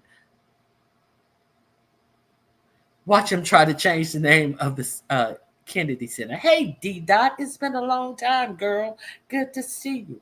Okay, so they released them unredacted, and you know what happened? You know what happened? Because we are being ruled, and what the king says, the king gets. He who helps his people breaks no laws, or whatever the fuck he says, something to that effect. So they released all of the investigations unredacted, and come to find out that it was the same shit that has already been released anyway. But the thing about it is, since he said they were going to be unredacted, all of these names from the 60s and stuff who were in there and did the investigation have gone on to have careers in high places. And some of them are still alive. And you know what else? Since he didn't redact them, it had a whole lot of very personal, identifiable information, like their names, their social security numbers, their phone numbers, addresses from the 60s. But what hasn't changed from the 60s were their social security numbers. And then it wasn't until Wednesday that the idiots tried to act like they had a camera slip on there and maybe didn't nobody see it. But LSA always get a screenshot. So it was that type of trying to cover it up on Wednesday. Some shit that they dropped on Tuesday with everybody's social security numbers. They said that they I can't remember, heads of states and all types of people. Y'all want to hear who? Okay. Let me get past this commercial. Okay, here we go. Okay, I gotta speed her up a little bit because she's making this all good and stuff. She's really milking this. You okay, babe? Talking to my dog. She over there hacking. Okay, that's my dog. I'm imitating my dog. Okay, so let's hear about this. Oh, but the good part is he said that he will give all of these people whose social security numbers revealed in this JFK file that he released unredacted, he will ensure that they get new social security numbers. Some of this happened in the 60s. Can you imagine? Some of them are too old to remember a new social security number. You think somebody's going to remember? So isn't that more waste, fraud, and abuse? I know it's waste. And that's a whole lot of waste because you just don't have nothing else to do, nothing better to do than to wield your power around. And very inept, very unimpressive power that you're wielding. Okay, so let me speed this up a hair. I'll get to the good part of who these people were. I told you the story. Let me get to exactly who these people were. Okay. This week, President Donald Trump went to the Kennedy Center in Washington, D.C., where he has recently fired the entire board and appointed himself as the new chairman. While skulking around that national cultural treasure on Monday, where he now personally intends to choose awardees. So get ready for a lot of, Kid Rock and children's choirs who sing songs about the greatness of Donald Trump. While he was skulking around the halls of the Kennedy Center on Monday, President Trump on Monday announced, surprise, that the very next day, he would be releasing all files related to the investigation of the assassination of President John F. Kennedy in 1963. All files on this subject with no redactions would be released the next day on Tuesday. Oh, and guess what? And so, turns out one of the people whose social security number he put out was one of his former attorneys. I think that the attorney who was working on the classified documents thing, if I'm not mistaken. But let's find out. What had been redacted was the social security numbers and birth dates of tons and tons of random people who worked for the government around the time that the Kennedy assassination was being investigated. Ta-da! So that is what he has ordered released. That's the big revelation from Donald Trump. Headline: White House seeks to contain damage from personal data in Kennedy files. Headline: Social Security numbers and other private information unmasked in JFK files. These geniuses, these big brains. Among the people who Donald Trump has just doxed by publishing his full and unredacted social security number for no reason at all is his own lawyer, Joe diGenova, who worked for the Trump campaign and who represented Trump on some of the weirdest Russia and Ukraine stuff. In the Washington Post, quote, former Trump campaign lawyer Joseph diGenova, age 80, whose private information was included in the release, said, quote, it's absolutely outrageous. It's sloppy, unprofessional. diGenova continued, quote, it's like a first grade elementary level rule of security to redact things like that. First time in my life I've ever knowingly agreed with Joseph diGenova. But that's just the start.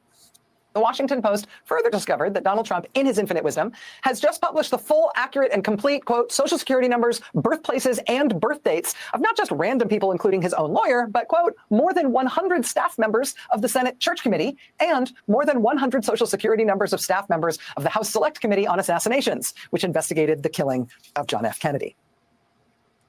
Now, awkwardly for Trump in terms of what he has wrought here, and awkwardly for the rest of us because of the grammar involved, the Post also has to sort of gingerly note that many of these staff members of the Assassinations Committee are themselves still alive.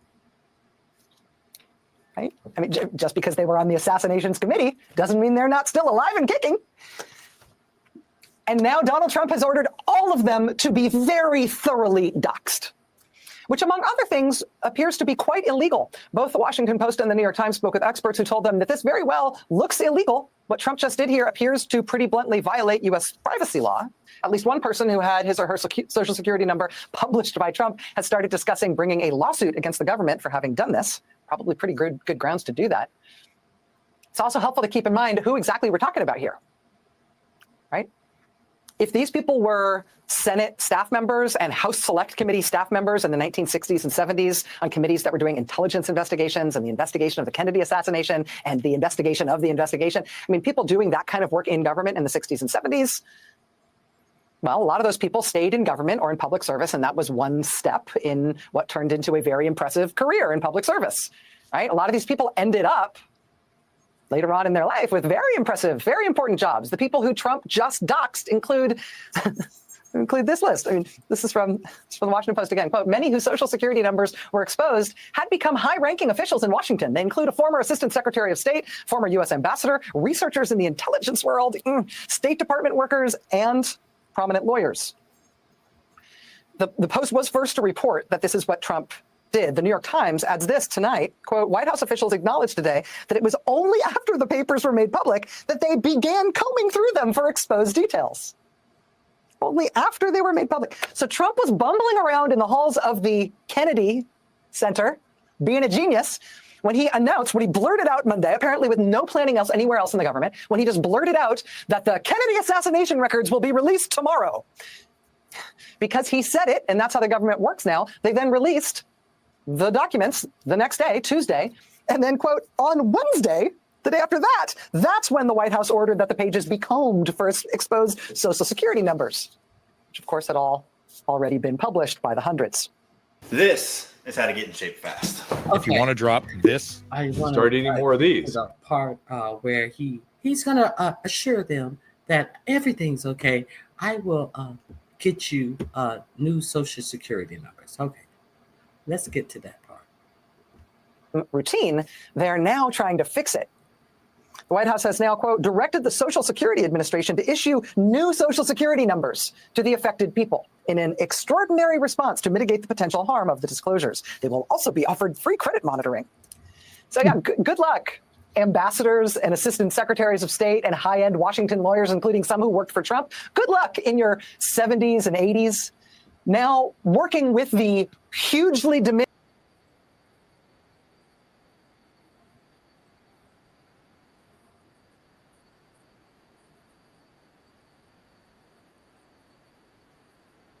Wow. So, yeah, that is something to think about. The way that they're trying to fuck up Social Security. Now, they were talking about you would have to show identifying information. They're not taking any phone calls. They are taking phone calls, not taking phone calls. Firing people, closing offices, and now y'all old asses who who had stellar careers and all of this are and who's going to pay for this? Okay, who's going to pay for this? I know that he's not going to personally pay for his own personal mistake.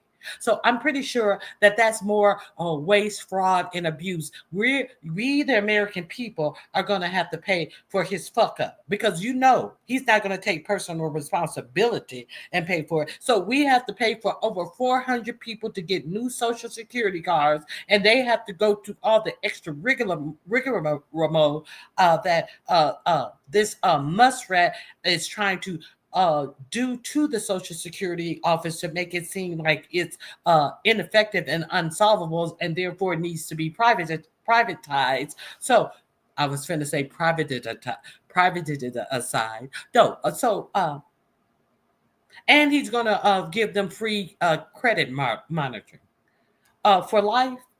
For life, I bet you. Now we know that.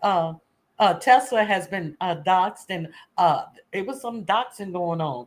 And we know Tesla has been doxxed. So wouldn't it be interesting if all of these people that were doxxed, whoever, they wouldn't go buy new Teslas. But if, these people are going to have all types of extra charges and all types of shit. They're going to have new accounts.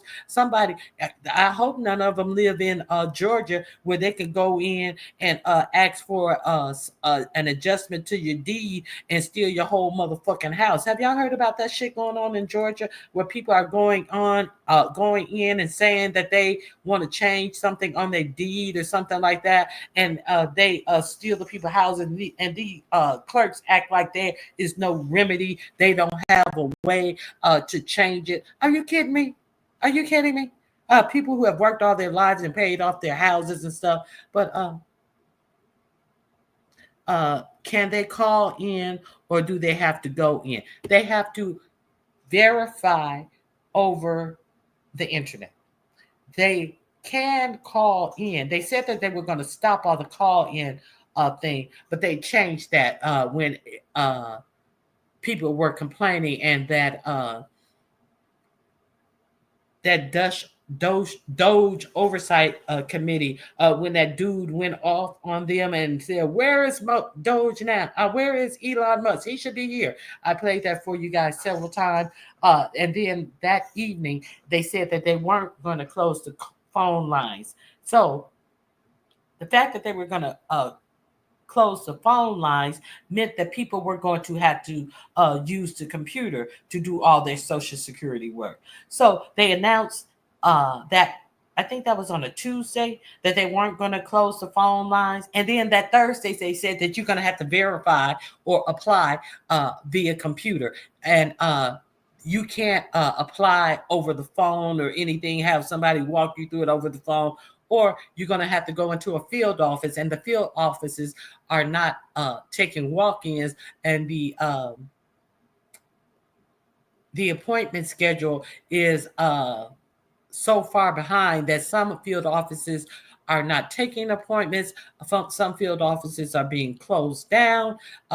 So if you, I don't know if any of these people, they may not be in rural areas, but some people like rural areas, so they could be. So anyone can be anybody over the phone. I have, and it's insane.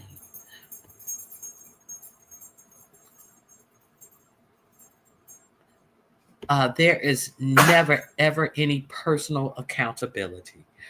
You are exactly right. Okay, so exactly. So it's a mess. It's a mess. I just wanted to leave on a high note. Now, did you guys see that Bernie Sanders is on a no oligarch tour, And yesterday, he had huge, they were huge, the biggest crowds, crowds were huge. He and AOC were in Las Vegas and in Arizona. They were at ASU in Arizona, and it was jam-packed, and they had a huge crowd in Las Vegas. I like some of the things she said. I think that they definitely need a better leadership in the Democrat Party. These old fogies need to step aside. So let me play a little of this for you guys. And I appreciate. Did I make my goals? I think I made my goals. Did I make my goals today?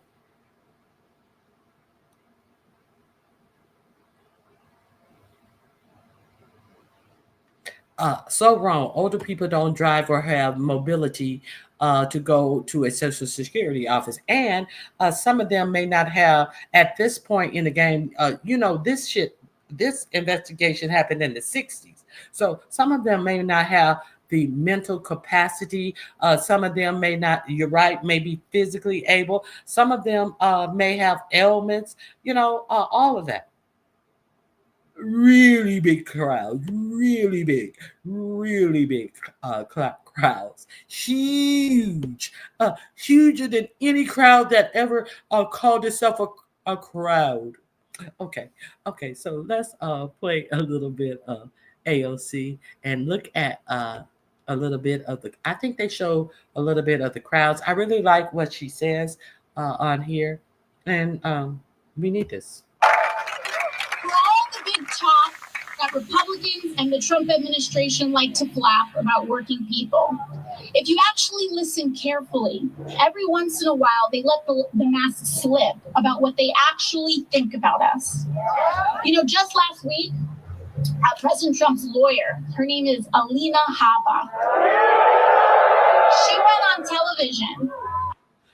Let's be clear. Before we hear about Alina Habba, y'all see this, y'all see her at all of his parties, dancing all, can't dance, just a hanger on, just another sycophant. I'm pretty sure, I'm not going to go there. I'm pretty sure, Melania is not around a lot. That's all I know. But she has not won every case. She's supposed to be his attorney. And has never won one case, has gone to court arguing the wrong argument, arguing the wrong section of the law.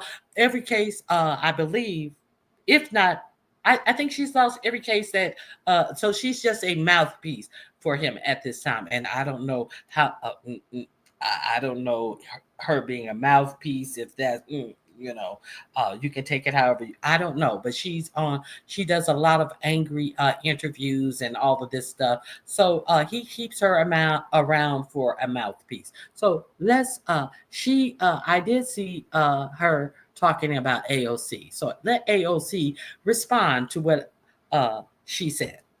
On television, and when she actually had to be faced with explaining her job, and when she actually had to be faced with doing her job, this is what she had to say. Quote, what intellectual thought? She was asked about me. Quote, what intellectual thought? You were in a bar, AOC, and not to have a drink, but to serve one. And I want you all to understand, and I don't care what the song says about me, but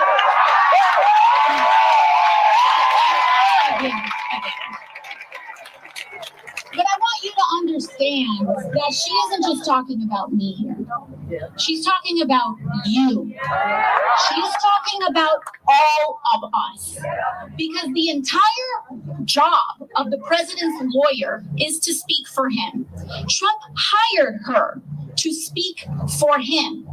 So imagine what it means for our country that the president's own lawyer cannot even conceive of a working class person being intelligent simply because of the job that they have. This woman could not even recognize the American dream if it was fed to her on a silver spoon.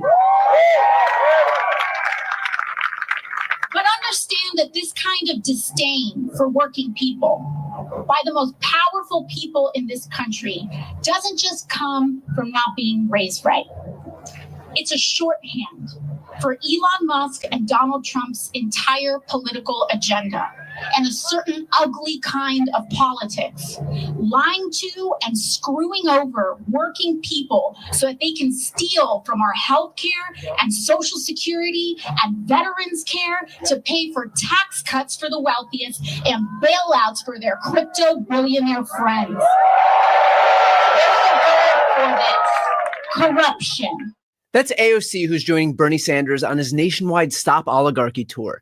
And she very rightly points out the utter contempt that the Trump administration has for the very people it claimed to want to help back during the campaign, back when they actually needed something from their voters, only for them now to decide that their priority wouldn't be lowering high costs for housing or rent or groceries or eggs, but the polar opposite. It would be engaging in a voluntary and destructive trade war that would send costs soaring. It would be taking an axe to Medicaid and screwing over the more than 70 million Americans who rely on it. It would be taking an axe to food stamps and the more than 40 million Americans who rely on it. It would be chipping away at Social Security by firing the employees who actually make that department run. It would be firing thousands of veterans who serve other veterans at the VA. It would be slashing education funding and healthcare and climate programs and national park funding and cancer research and practically everything that doesn't directly benefit Trump or Elon Musk's own personal bottom line. The reality is that if Alina Habba or Trump or Musk truly cared about regular Americans, they would use some of their political capital to actually show it. And let's be clear, this is a recurring theme with Donald Trump.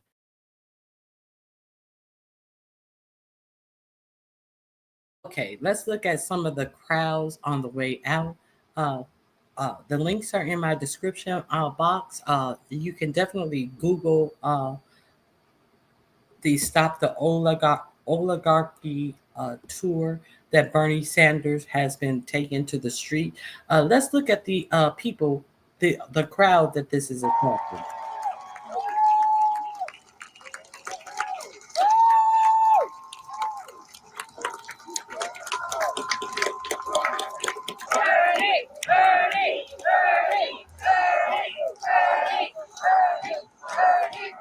Wow, Senator Bernie Sanders and Congresswoman AOC leading a massive rally. You saw the crowd there in Las Vegas, Nevada. The crowd size there bigger than any of the crowd sizes we saw in Las Vegas during the presidential campaign. As one of Bernie's advisors, Anna Barr, explains, the last time Donald Trump was in Vegas, January 2025, he pulled a crowd of 2,000. When Bernie was running for president in 2019, our biggest Vegas crowd was 2,200. Today, more than 3,200 people turned out to hear Senator Bernie Sanders and AOC. If you take a look at the line right there as well, there were so many people there. Senator Bernie Sanders writes, "Thank you to everyone who came out to our town hall in Las Vegas for the Fight the Oligarchy tour. Today was the largest turnout we have ever had for an event in Vegas.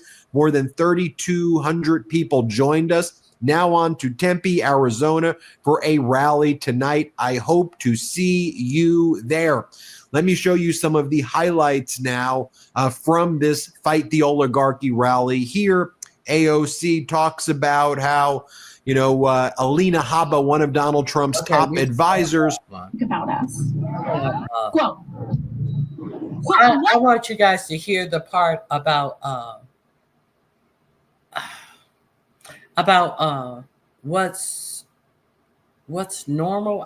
It's not what's normal. It's her talking about what we should automatically expect from being working people. I forget how she puts it. And I want you all to understand, I don't care what this woman says about it. We heard our country, that the president's own lawyer cannot even conceive of a working class person being intelligent simply because of the job that they have. This woman woman could not even recognize the American dream if it was fed to her on a silver spoon. But understand that this kind of disdain for working people by the most powerful people in this country doesn't just come from not being raised right. It's a shorthand for Elon Musk and Donald Trump's entire political agenda and a certain ugly kind of politics, lying to and screwing over working people so that they can steal from our healthcare and Social Security and veterans care to pay for tax cuts for the wealthiest and bailouts for their crypto billionaire friends. There's a word for this: corruption. Now, here is another clip of AOC right here when she goes, when they call us radical, do you know what they really mean? Play the clip. So let me share with you exactly what I mean. Because when they like to call us radical, and what they like to call me as radical, I believe is common sense. Yes, this is the one I want you guys to hear. These are the things that they call her radical about. Okay. I believe that when a person gets sick, they shouldn't go bankrupt in the wealthiest country in the history of the world. Common sense. I believe that a minimum wage should cover the minimum cost to live. Common sense. And by the way, we should see that not paying a living wage is also a form of corporate welfare and looting, because big companies like Walmart and Amazon often rely on the food stamp program and public coffers to cover the wages that they won't pay. I believe that homes are not slot machines for investors and Wall Street to extort working families out of every last dollar that they have. Now, I tell you guys this because it's just so offensive that they are letting these hedge funds people try to milk every penny.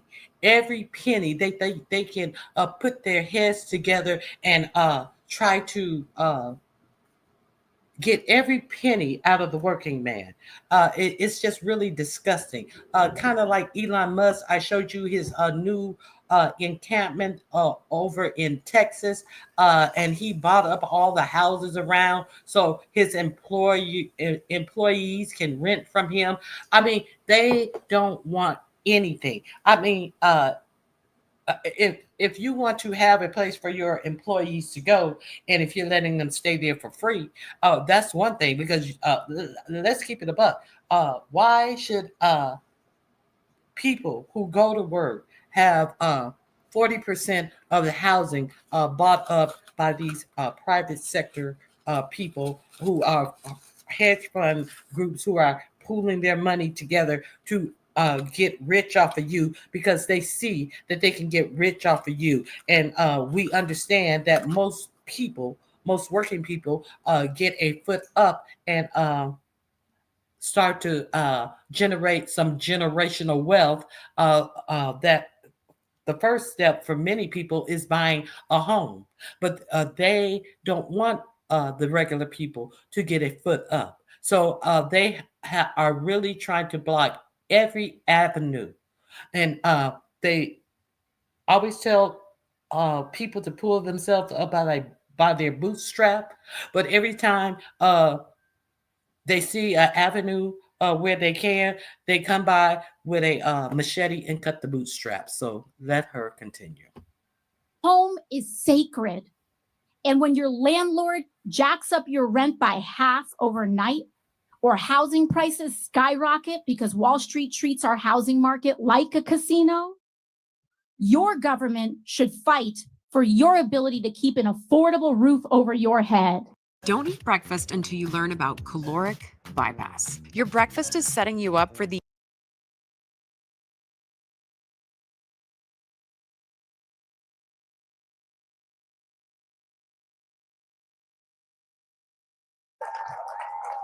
And finally, I believe our elected officials should take on abuses of corporate greed everywhere they find it.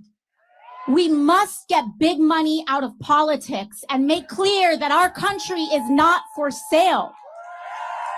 And that is why I don't and never will take money from lobbyists and corporations. Here AOC is again. Let's play the clip. Hey guys, so that is definitely what I wanted to present. I love that part of her speech. I thank you guys for being here. Please hit the like button if you have not hit the like button. Thank you. That's all I have. I hope you guys have a blessed remainder of your day. I hope you guys have a fabulous weekend. Don't forget, we will be at Jill's Comfort Zone tonight at 5:30 p.m. Go look on her community wall. Let me drop her link in the chat.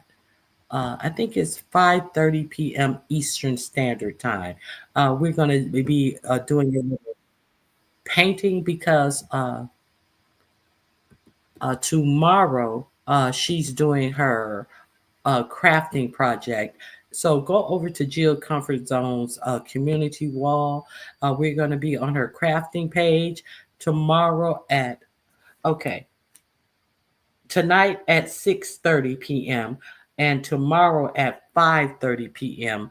we'll be over at Jill's Comfort Zone. Here's the link to her crafting channel. This is where we'll be on tomorrow. So go over there and check her out. And we're going to be making the craft on tomorrow. And tonight at 6:30 p.m. tonight, she's going to be painting some pieces that she will be crafting with tomorrow. So 6:30 tonight, 5:30 tomorrow, Eastern Standard Time. So I hope to see you guys around the YouTube streets, and I'll come over and support our crafting and conversations. We have been doing some great work. All right, guys. Thank you. I hope you guys have a great weekend. I appreciate you guys being here. And thank you for helping me reach my goals. If you want to help support the channel, $ Ronnie Q, or you can become a member. Become a member. I think we're going to have to pay the Hangman game on my next membership live. Pam, when are you available? Because I owe my members a live, and I like to play games and converse in my live. So we're gonna get together and bless my members, my competitive winners my competitive members who can win a game or two in our membership live. So come, I'm going to set that up. I have been promising. I have been so busy. So I apologize. We will have a membership live before the end of March. Today is already the 21st, and we will definitely have a membership live. I appreciate you all for your support. God bless you, and I'll check you later. Bye-bye. In the morning when I'm driving, I really come alive when I listen to my Ronnie Q. They are rare and they are few who can compare with Ronnie Q. So grab a chair, she's coming through. She's on the air. It's time for Ronnie Q.